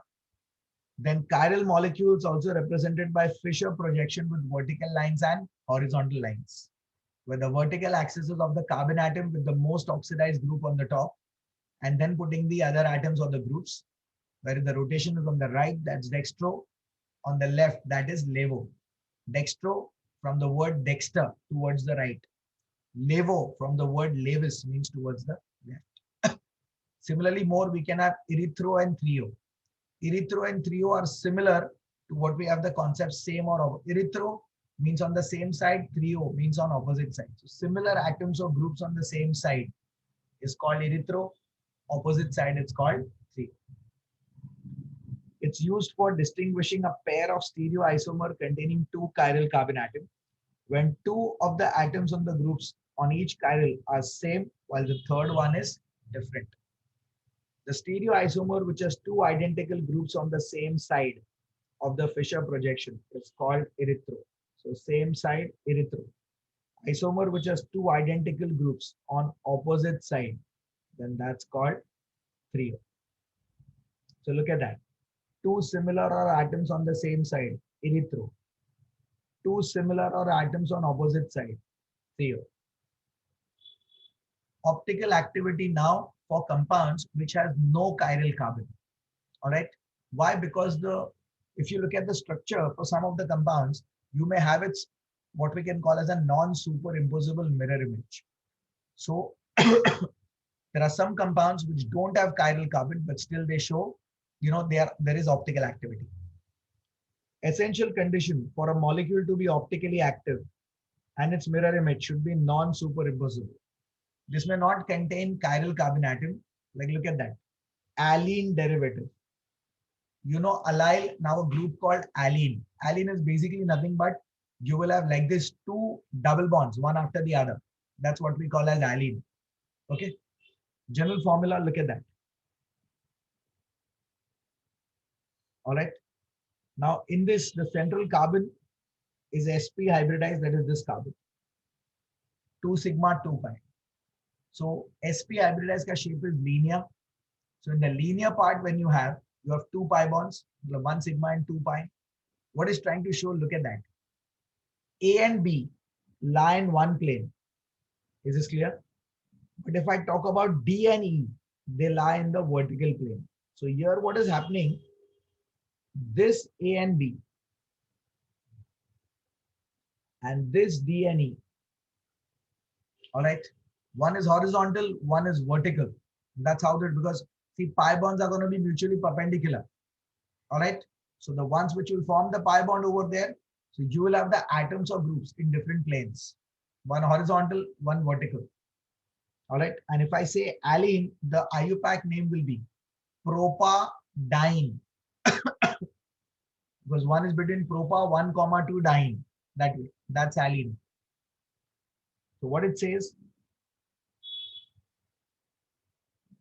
as a result, the D and E lie in the plane of the paper. That is this groups, D and E, what we are talking, they lie in one plane of the paper, while groups A and B lie in the plane perpendicular to the plane of paper. They are over here like this. The molecule does not have a plane or a center of symmetry, and hence it is chiral, because they are in two different planes. And hence mirror image is non-superimposable. Well, look at that. Penta 2,3-diene is optically active, since the mirror images are non-superimposable. So if you see the methyl and the H, they lie in one plane, they become opposites over here. And same way, if you look at this part also, that is H and methyl, they become opposites. So as the two images are non-superimposable, we can say that they will show over there nothing, but the enantiomers will be there, so they will show optical activity. That is one.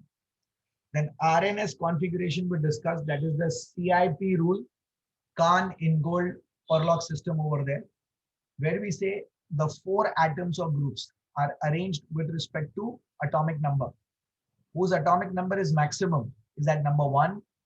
Then the other atoms which are directly attached to the chiral center, we will see their atomic number in C. If we have two carbon atoms only, then look at the other atoms. All right, that is which are attached over there. If there are double bonds or triple bonds, then duplicate or triplicate those atoms. That's called the phantom atoms, till you get a priority sequence. And then in the atomic number wise, in the decreasing order, higher to lower, you will number in C, where R is rectus towards the right side, S is sinister towards the left side. That way. That's the sequence rule. What is there?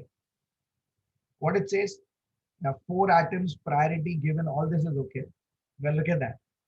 First priority over there, if I have to give over there, then that's going to be to iodine atom, highest atomic number 53. Then comes bromine 35.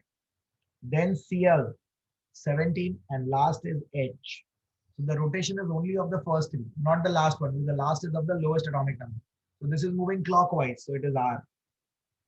Same way this one, OH ka O, COH C, and methyl third one, that is again C.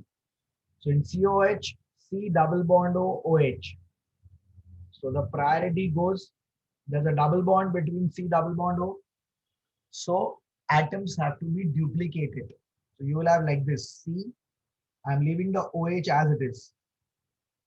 Double bond O. So on this O, you will have a, so what will happen is, wherever they are doubled, you will double the atoms. So on the carbon along with O, that is one, you will have a hypothetical carbonyl. And on the other side also, C double bond O. So on this carbon, you will also have, so C double bond O, so on both the sides, you will have the atoms which are duplicated. So here on this carbon, on this oxygen, a hypothetical carbon. Again on this carbon over here, what will happen over there? So on the oxygen, again one, on the carbon, you will have an oxygen here like this. That is a hypothetical oxygen. So that's how you attach. On both of them, 1-1 bond will come. Bracket matlab they are the hypothetical atoms or the phantom atoms. So to give priority on this carbon, first a regular oxygen, that is this O. Then another regular oxygen, phantom oxygen. That's the part. Only 3 will come because 1 will be attached to the chiral center. So that's how you give the priority. Okay. So RNS, then it says assignment of RNS to Fisher projection. See here. What is the part over there? What it says? Assignment of RNS to Fisher involves the following. Priorities of the 4 atoms or groups. After the priority, what it says, atom is of lowest priority, generally hydrogen atom, occupies the horizontal position, left or right in the Fisher projection. All right. Then make 2 interchanges of atoms or groups in such a way that the atom or group of lowest priority is placed either vertically upwards or downward. So if you have the atom of lowest priority in the Fisher projection, is this clear, on the horizontal axis, then it says you have to make 2 interchanges so that the atom of lowest priority is either up or down. From the horizontal, it has to go vertically up or vertically down. This is done because the convention in Fisher projection, the vertical groups are projected away from us. If, however, the atom or group of lowest priority already occupies the vertical position, rather than horizontal, the vertical one, up or down, then in the Fisher projection of the organic compound is not needed. So you will only change if the H in the Fisher projection is on the horizontal axis. Determine the direction, all right, and assign RNS. Look at that example given, glyceraldehyde. Okay, here the H is of low priorities on the horizontal one. So now you can either get it up or you can get it down by interchanging. So it says, suppose to get it down, interchange H and CH2OH. So the first interchange, you got CH2OH here, H here. This part is done now. Then there is a second interchange with respect to the groups. All right, that is CHO and OH. OH went up. Now if you number, because if you're doing one in the vertical, second one in the one we did it from horizontal to vertical, so the other also will change accordingly. Because it's a 3D structure. So you have to understand, for a 3-dimensional structure, you will do it accordingly. So it's as simple as that. This is gonna be over there, nothing but what I can call as my 3-dimensional structure. So if I'm rotating one position here, then corresponding the others will also rotate that way. So now if I see the arrangement, priority of groups, one OH, second CHO carbon, and then CH2OH. Again, CHO mein you have a double bond, as I rightly said. So jahan double bond hai, atoms will get duplicated. So ye H aise hi rahega. On this oxygen, there will be a hypothetical carbon. And over here on this carbon, there will be a hypothetical oxygen. So the 3 groups on the carbon, one oxygen, one hypothetical oxygen, and an H. Whereas CH2OH, if you observe, then on the carbon, it's CH2, 2 hydrogen, and then an oxygen. So on the carbon, you will have an oxygen and you have 2 hydrogen. So first atom, if you observe, यहाँ पे दोनों में oxygen है, but second में you have a hypothetical oxygen, whereas here you have an H. Hypothetical oxygen atomic number is greater as compared to H, so that will be of more priority. Remember, these are phantom atoms, imaginary atoms, only to give priority we are considering. Okay, so here you have 1, 2, and third one is moving here. As I said, only count 1, 2, 3. So this is moving clockwise. So that is our configuration. One more example where H is now, look at this now. H was here. Now in this category, H is over here again on the horizontal. So now if I change H and CH3, on the top part over here, I interchange these two, then it comes on the vertical part over there. So second interchange over there will be nothing but now between whom over there? The OH and CH2, OH and this ethyl, they will change. So if they change, now look at the arrangement. OH, because 3D, so both will move. All will move basically if I'm moving one. But this you will only do if the H is on the horizontal axis. Vertical pe hoga to nahi change karna. Okay. So now OH at 1, ethyl ka this and methyl. So but of it, this is moving anti-clockwise, so that is S. Most important, the golden rule. That is very, very important. You have to keep in mind whenever they're asking you to assign structures on RNAs. Assign the priorities of the 4 atoms attached to the chiral center without making 2 interchanges. Find out the configuration if the atom or group of lowest priority occupies vertical, upward or down, then the configuration obtained will give the actual configuration of the molecule. So if the H is either vertically up or down, don't do anything. That's what we did up. Then that will give you, and just see the positioning with respect to decreasing atomic number, higher to lower. You will get the idea. If, however, the atom or group of lowest priority is in the horizontal position, right or left, then change the configuration from R to S. Bus. So like above, how we shifted the positions for MCQs to be faster, all you do in the Fisher projection, just see where is H. H is on the vertical axis, leave it as it is. Just see the atomic number over there in the decreasing order, and that's the part. Clockwise R, anti-clockwise will be S. But if it is in the horizontal axis, then it says with the horizontal axis over there, what it says, the group of lower over there. So that's what it says. If one of the atom of low priority is in the horizontal axis in the Fisher, then change the configuration. If it is R, it becomes S, or S becomes R. Well, look at that. Here, where is the H? It is over here. So nothing to do. Just see the positions now.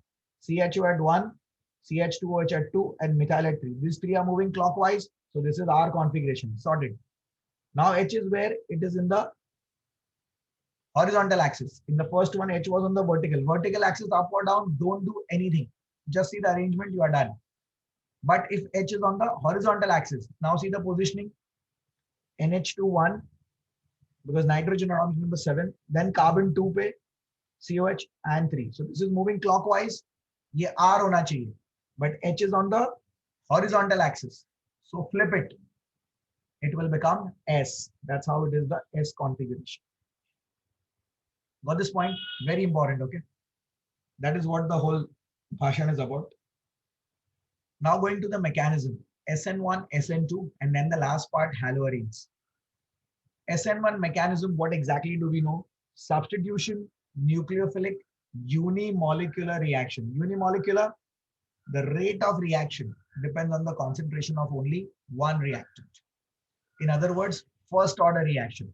First order, in the slowest step, that is the RDS step, rate determining step, only one molecule is involved. That's why it's called unimolecular reaction. So look at that. This is an experimental approach.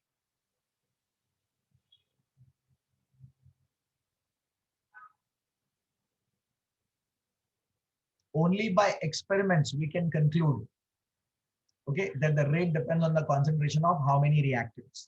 Okay, looking at the reaction, you can't do it theoretically. Rate expression is always an experimental approach. It's in 2 steps for SN1. SN1 means by default carbocation form. That's why 2 steps. So first ionization to give a carbocation. Carbocation, carbon is sp2 hybridized, trigonal planar geometry, has 6 electrons in the outermost shell. So complete the octet, it's going to accept electrons. First step is the slow step, RDS step. So with respect to chemical kinetics, when we do, rate determining step is the slowest step of the reaction. In that, how many molecules are involved will tell us its molecularity, as well as it will tell us the order of the reaction. What is order of the reaction?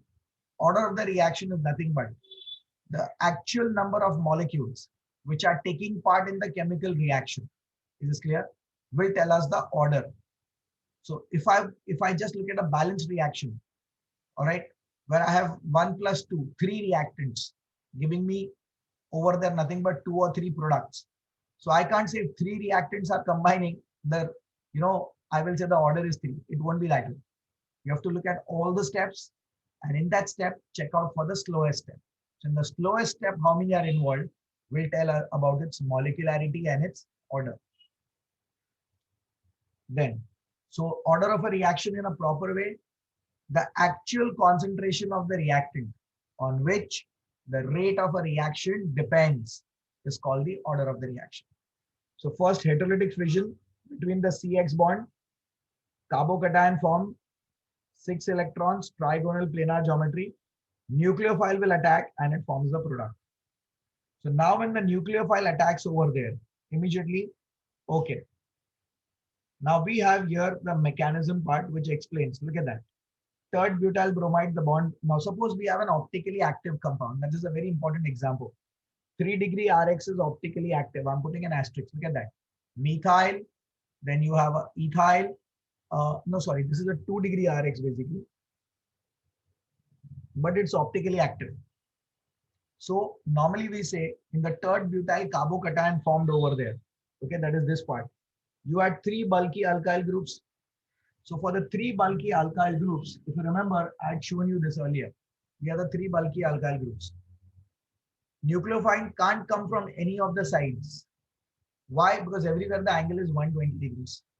So it can come either from the front or from the back. So we had a 50-50 probability. 50% retention, 50% inversion. But if the alkyl halide is optically active, then 50% retention is dextrorotatory. 50% retention, what I can call inversion, would be levorotatory. And both 50-50 together, dextro and levo, that would be racemic mixture or racemization. So that's what is the point. Look at that. First, it forms a carbocation optically, means it was an optically active compound over here. Now to this optically active compound, first carbocation is formed. If the OH attacks, look at that. You can have 2 possibilities. If it comes over there from the same side, the Br was on the right, then we get retention, that is this compound.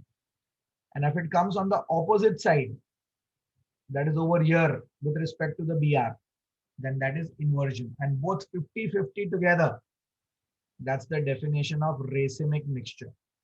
So the gist of the whole thing for SN1 for chiral compounds, very important, listen carefully. If the 2-degree or the 3-degree Rx is optical, you need more bulky alkyl groups, okay, for SN1.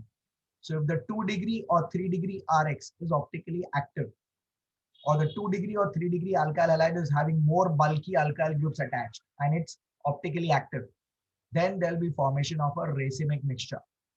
50% retention will be 50% dextro. 50% inversion will be 50% levo. Dextro, levo, both 50-50. That would be a racemic mixture. That's for SN1. Because SN1 means carbocation. Then, next one, rearrangement reactions. What happens over there? That is now, abhi carbocation aaya, so carbocation ki stability is 2-way. Either stability of carbocation is by alkyl shift or by hydride shift. So both is, look at that. Neopentyl bromide. If this Br goes, it says it gives neopentyl, that is the expected, but it is the minor product. Ye main product nahi hai. Maine bataya aage. Carbocation, how it forms. So look at that. Carbocation, then there is 1,2 alkyl shift, methyl shift. Logic of 1,2 adjacent position. You get a 3-degree carbocation and this is the major product. 2-methyl butane 2. So carbocation, whenever it forms, check for the stability. Can you enhance its stability either by alkyl shift or by hydride shift? SN2, substitution, nucleophilic bimolecular reaction. Bimolecular, the rate of reaction depends on the concentration of 2 reactants. In other words, in the kinetic expression, which is my experimental approach, it is found in the rate determining step. Rate of reaction depends on the concentration of 2 reactants, the alkyl halide Rx as well as the nucleophile. These brackets, I'm sure everybody knows, that's its active mass. So it depends upon both. That's why bimolecular or second order reaction. Second order, the rate of reaction depends on the concentration of 2 reactants. In other words, if I double the concentration of both the reactants from a standard concentration of 1 molar to 2 molar, 2 into 2, the rate gets quadrupled. The rate increases by 4 times. That way. Okay. Unimolecular mein, it will depend on the concentration of only 1. That was alkyl halide. That's what you rightly saw. There, it didn't depend upon the nucleophile OH. So if I double the concentration of alkyl halide, the rate got doubled. If I double the concentration of nothing but nucleophile OH, the rate remained unchanged. The rate remained the same only. Okay. So that's the part. Then SN2, look at that. What is happening here? One step continuous process. The breaking of the carbon halogen bond and the formation of the carbon OH bond will be a simultaneous process. So transition state, look at that. Outgoing X, Halogen has a partial negative charge, OH has a partial negative charge. No charge on carbon because carbon is just with 3 hydrogen, and methyl carbocation does not exist. We have discussed that because for methyl carbocation, for a carbocation, the carbon having the vacant orbital and the adjacent carbon का hydrogen should come on the same plane. Okay. Now here methyl carbocation में एक ही carbon है, दूसरा carbon है ही नहीं. So carbon के खुद के hydrogen, they can never come on the same plane. They will be mutually perpendicular to each other. Is this clear? मतलब they are the trigonal plane. तीनों तीन planar है. So it's basically carbon with 3 hydrogen, and in between you have over there nothing but over there a vacant orbital. So they will never come on the same plane. They are perpendicular. So that's the reason why methyl carbocation does not exist. So no charge on carbon. Transition state carbon is pentavalent. So immediately the X goes and we have the OH coming in. Now from the front side it cannot attack because of difference in electronegativity. That is, the halogen will have a slight dipole moment. So that's why the OH will be repelled from the same side. So it comes from the opposite side. That's called backside attack or backside effect. That's why the product formed has OH compared to the X on the right. The functional group is on the left. That's what I call as 100% inversion of configuration given by the chemist Walden. It's also called Walden inversion.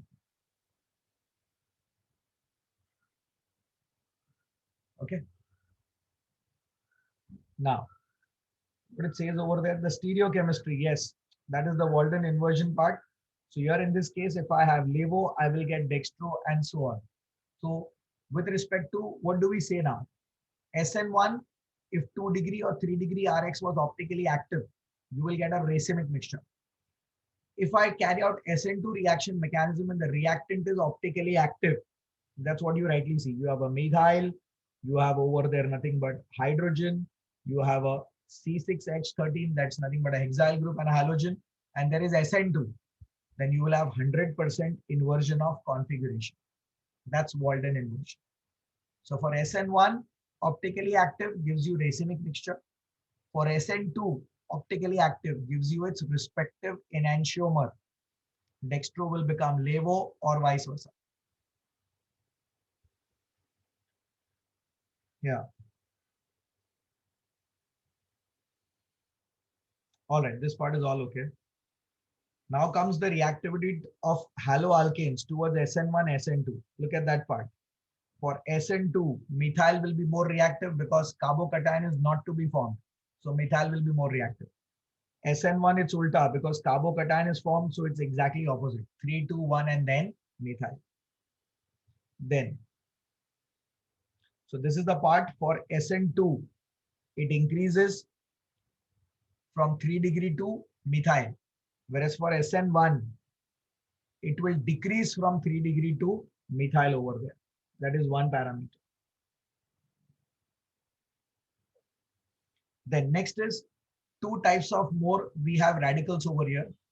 One is allyl and the second one is benzyl. So they will also favor SN1 mechanism because their intermediate carbocations are stabilized by resonance. So that's an allyl carbocation.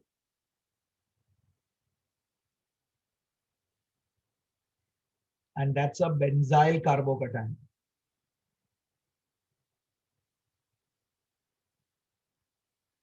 All right. So their stability is more by resonance, benzylic as well as allylic. So they will undergo SN1 mechanism. Then solvent also will matter. If you have a polar solvent, polar protic solvent, like water, that will favor SN1 because in SN1 there is heterotic fission. Whereas a aprotic solvent like benzene, which doesn't give a proton when dissolved, then that will favor SN2 mechanism. So that's the part. So SN2 are quite slow in protic solvents. Protic, the one which gives proton, hydroxylic solvents. Because protic solvents generally decreases the reactivity of more nucleophiles. That's the part which is explained here. Depending on that part, we have different solvents now. Look at that. Polar aprotic solvents. So compounds which have polarity but doesn't give a proton. acetonitrile. Cyanide doesn't give H plus, but there is charges. Then this is dimethyl formamide. We call it as DMF. That compound has charges. Then DMSO, dimethyl sulfoxide. So they have polarity, but they don't give H plus ions. Or hexamethyl phosphoramide. So primary undergoes SN2, tertiary undergoes SN1. 2 degree may undergo SN1 or SN2 depending upon the condition. One solvent, कौन सा use कर रहे हो? Second, it also depends on the nucleophile which is coming and attacking. Weak nucleophile, 2 degree will favor SN1. But if it is a strong nucleophile, 2 degree will favor SN2. The rate will depend upon both 2 degree as well as the nucleophile. Then the next point over there, what we have, reactivity of alkyl halides towards SN2 will follow the order 1 degree, 2 degree, 3 degree. While towards SN1, it's the other way around, 3 to 1. Relative rates of alkyl halides in SN1 and SN2. That's the part. So these two orders important. What do you have? Then polar solvents will favor SN1, while non-polar will favor SN2. And then we have the better leaving group, the group with respect to nucleophilic substitution over there, who will be a better group. So it says in general, weaker the base, Laurie-Bronsted theory, better the leaving group. So the leaving group ability of some groups will decrease in the order. This is the list of the groups which are there. Then low concentration of nucleophile favors SN1, while high concentration of nucleophile favors SN2. So that's the order. So in this, just make a list of the orders so that will become easier. Then next point is solvolysis. Solvolysis, to ability of a solute to dissolve into a solvent. That's called solvolysis, means to break in a given solvent over there. So solvolysis of tertiary occurs by SN1, primary occurs by SN2. Then the nucleophilicity of some solvents is in the order. This is the nuclear, water would be the best solvent over there, that way. So this is about SN1, SN2. Last part to talk about haloarenes. Aryl halides have low reactivity as compared to alkyl halides. Why? Answer is simple. One is resonance. So that's what you see. So in the resonance, the carbon halogen bond acquires partial double bond character. So double bond is shorter and stronger, so difficult to break. Also, sp2 hybridization of the carbon attached to the Cl. And we all know electronegativity of carbon. sp hybridized carbon is more electronegative than sp2 than sp3. That's the reason why we will say in that case, if electronegativity is more, it will pull the electrons. So the bond will be more stronger. So that's one. So because of that, reactivity is less of aryl halides as compared to alkyl halides. 3 reasons. Resonance. So because of resonance, carbon halogen bond acquires partial double bond character.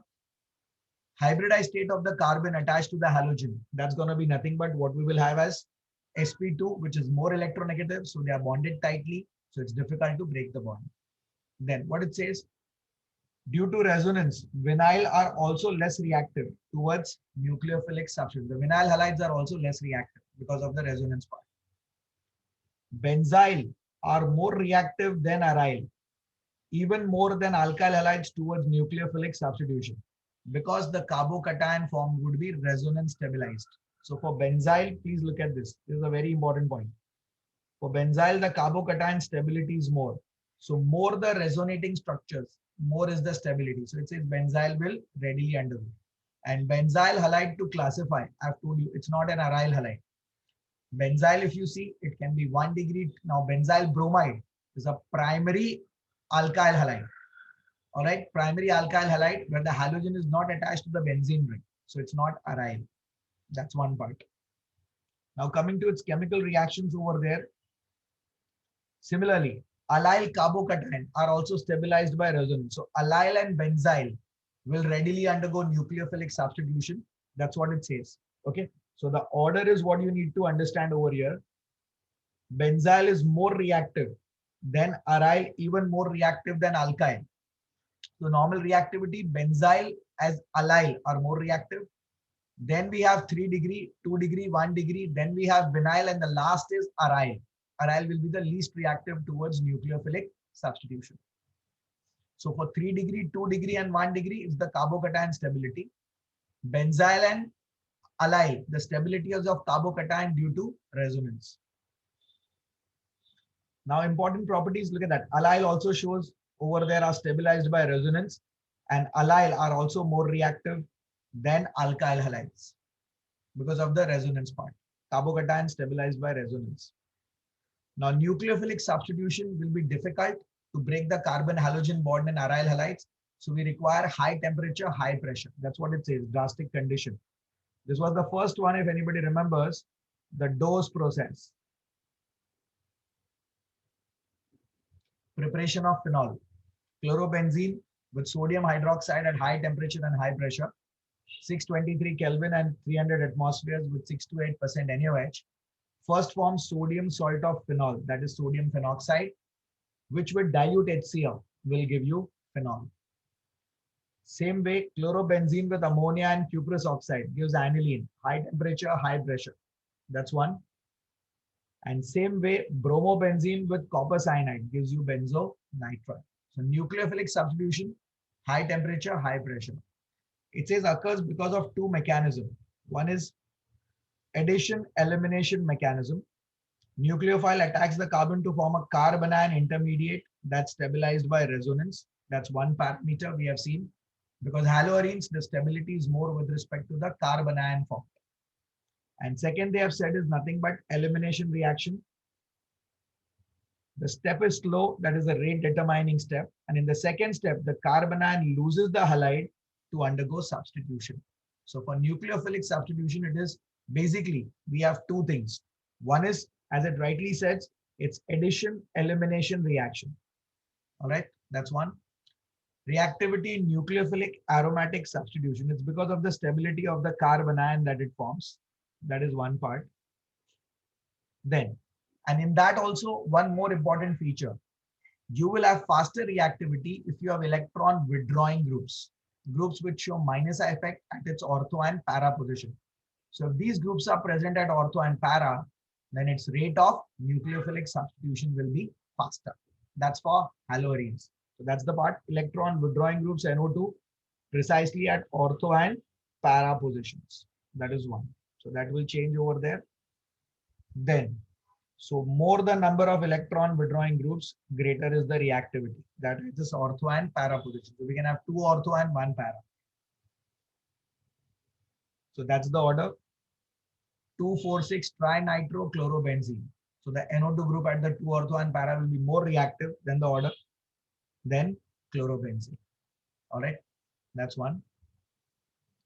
Then elimination addition mechanism. That's the benzene mechanism where we have a triple bond being formed. Look at that carefully.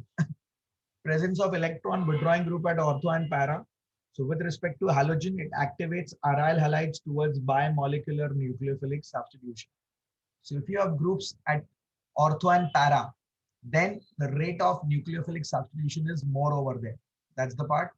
In absence of such groups, such activating groups, aryl halides can still undergo, but only with strong nucleophiles, such as NaNH2. That's sodamide we use for dehydrohalogenation to prepare alkynes in liquid ammonia. So if you have NaNH2 in liquid ammonia, you will get this compound.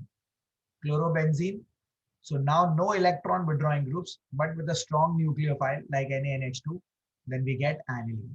The reaction will be by formation of benzene, like how we have carbocation, carbanion, free radical.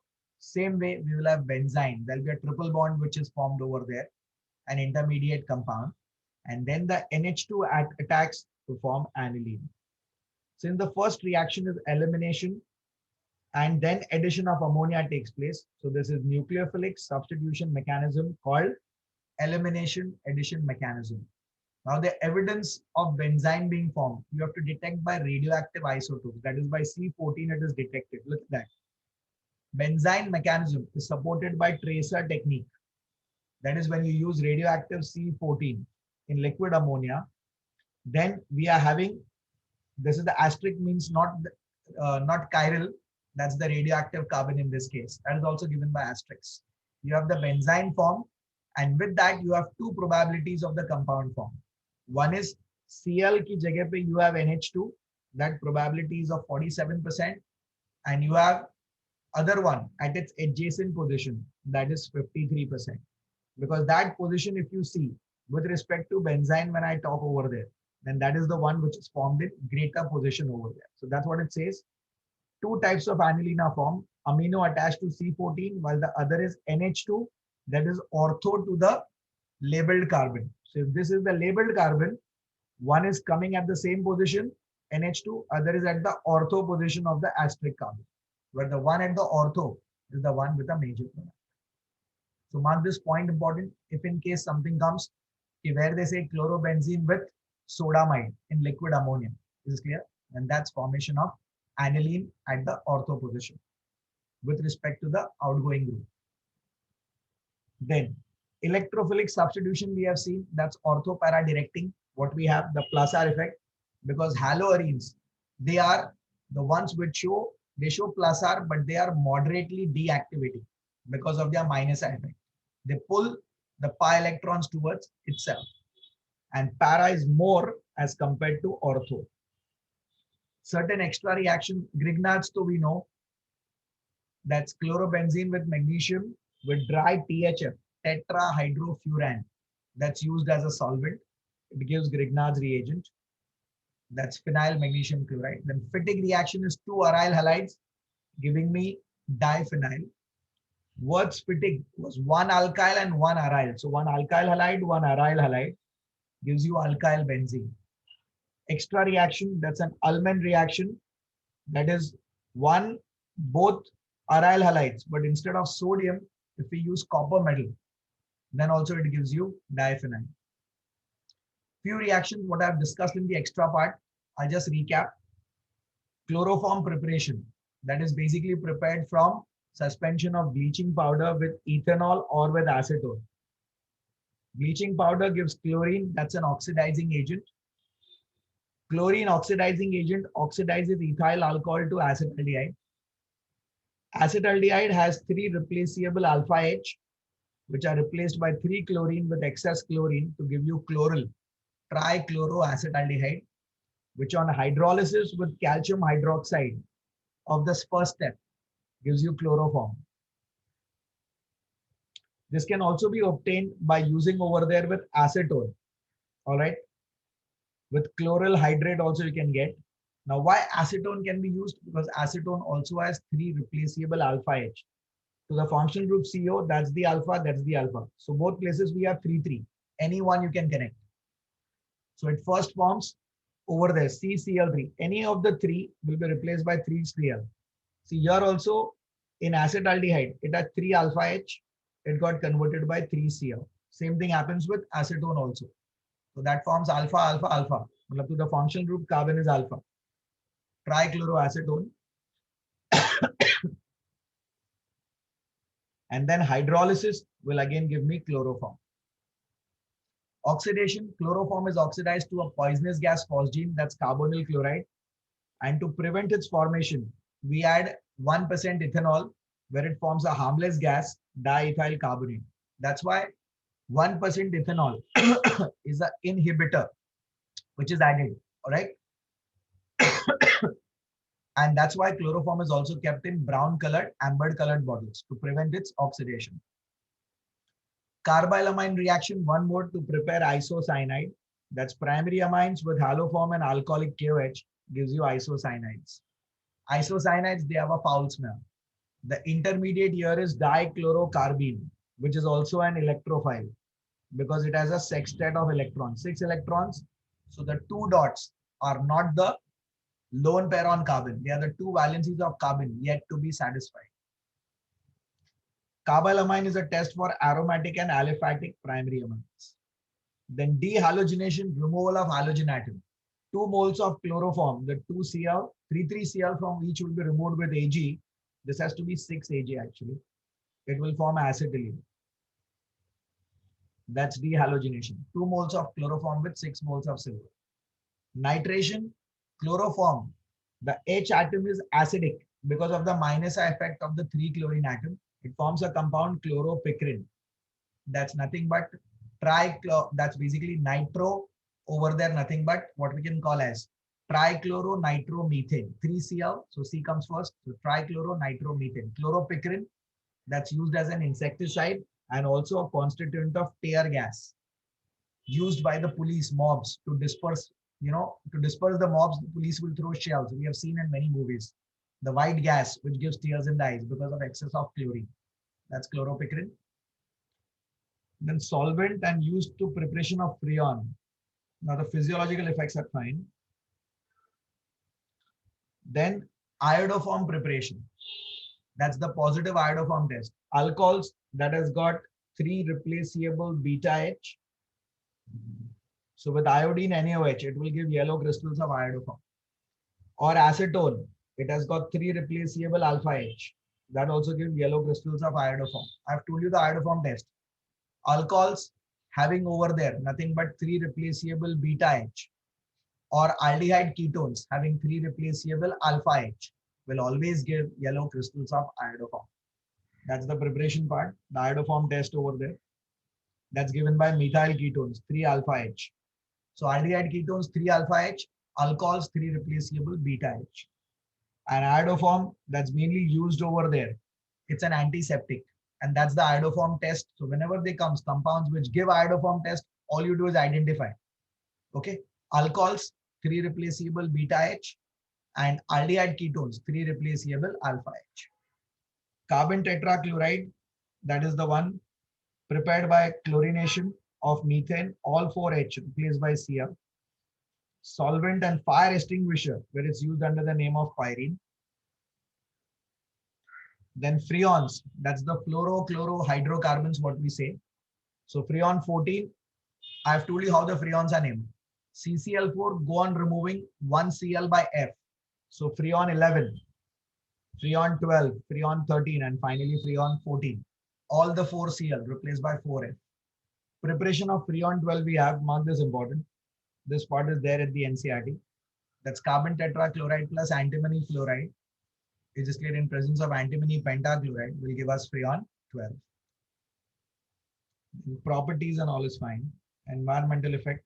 Perfluorohydrocarbons. That is basically we say no, you replace all the hydrogen by fluorine atoms, and that's called the perfluorohydrocarbons. Yeah. Then DDT, that was the last part we discussed. That's 1,1,1 trichloro, 2,2 bis, 4 chlorophenyl, and then ethane. That was the part. How it's prepared?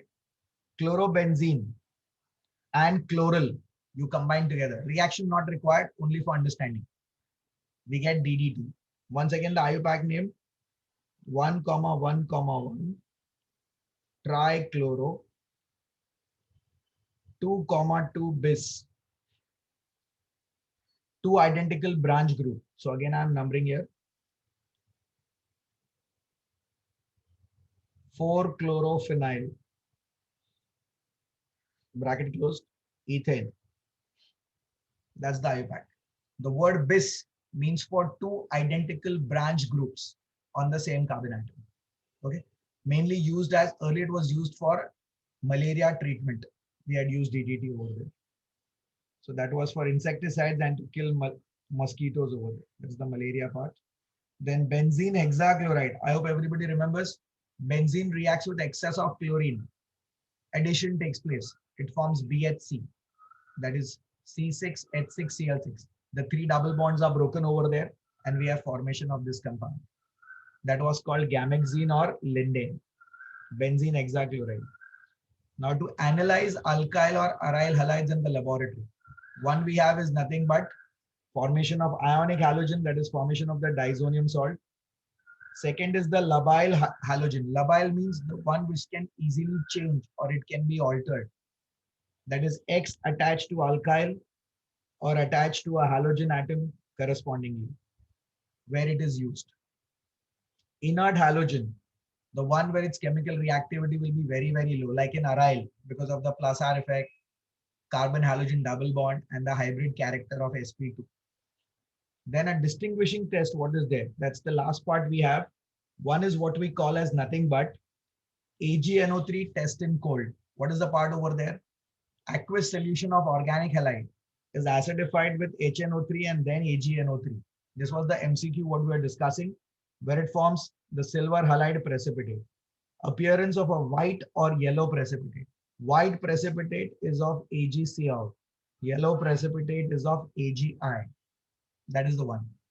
Okay, so whenever this comes AgNO3, so understand this parameter very well. Aqueous solution acidified with HNO3 and then AgNO3. Okay. And the last part, AgNO3 in hot, boiled with aqueous KOH. So first it will form its alcohol. Then it is cooled and acidified with HNO3 and then added AgNO3. White or yellow precipitate indicates labile hydrogen, the one which can interchange. Again, white is of AgCl, yellow of AgI. Okay, and if they are negative, then that means the nitrogen is inert, means it is attached to the, mainly it's attached directly to the benzene ring. It's an aryl halide, can be chloro, bromo, or iodobenzene.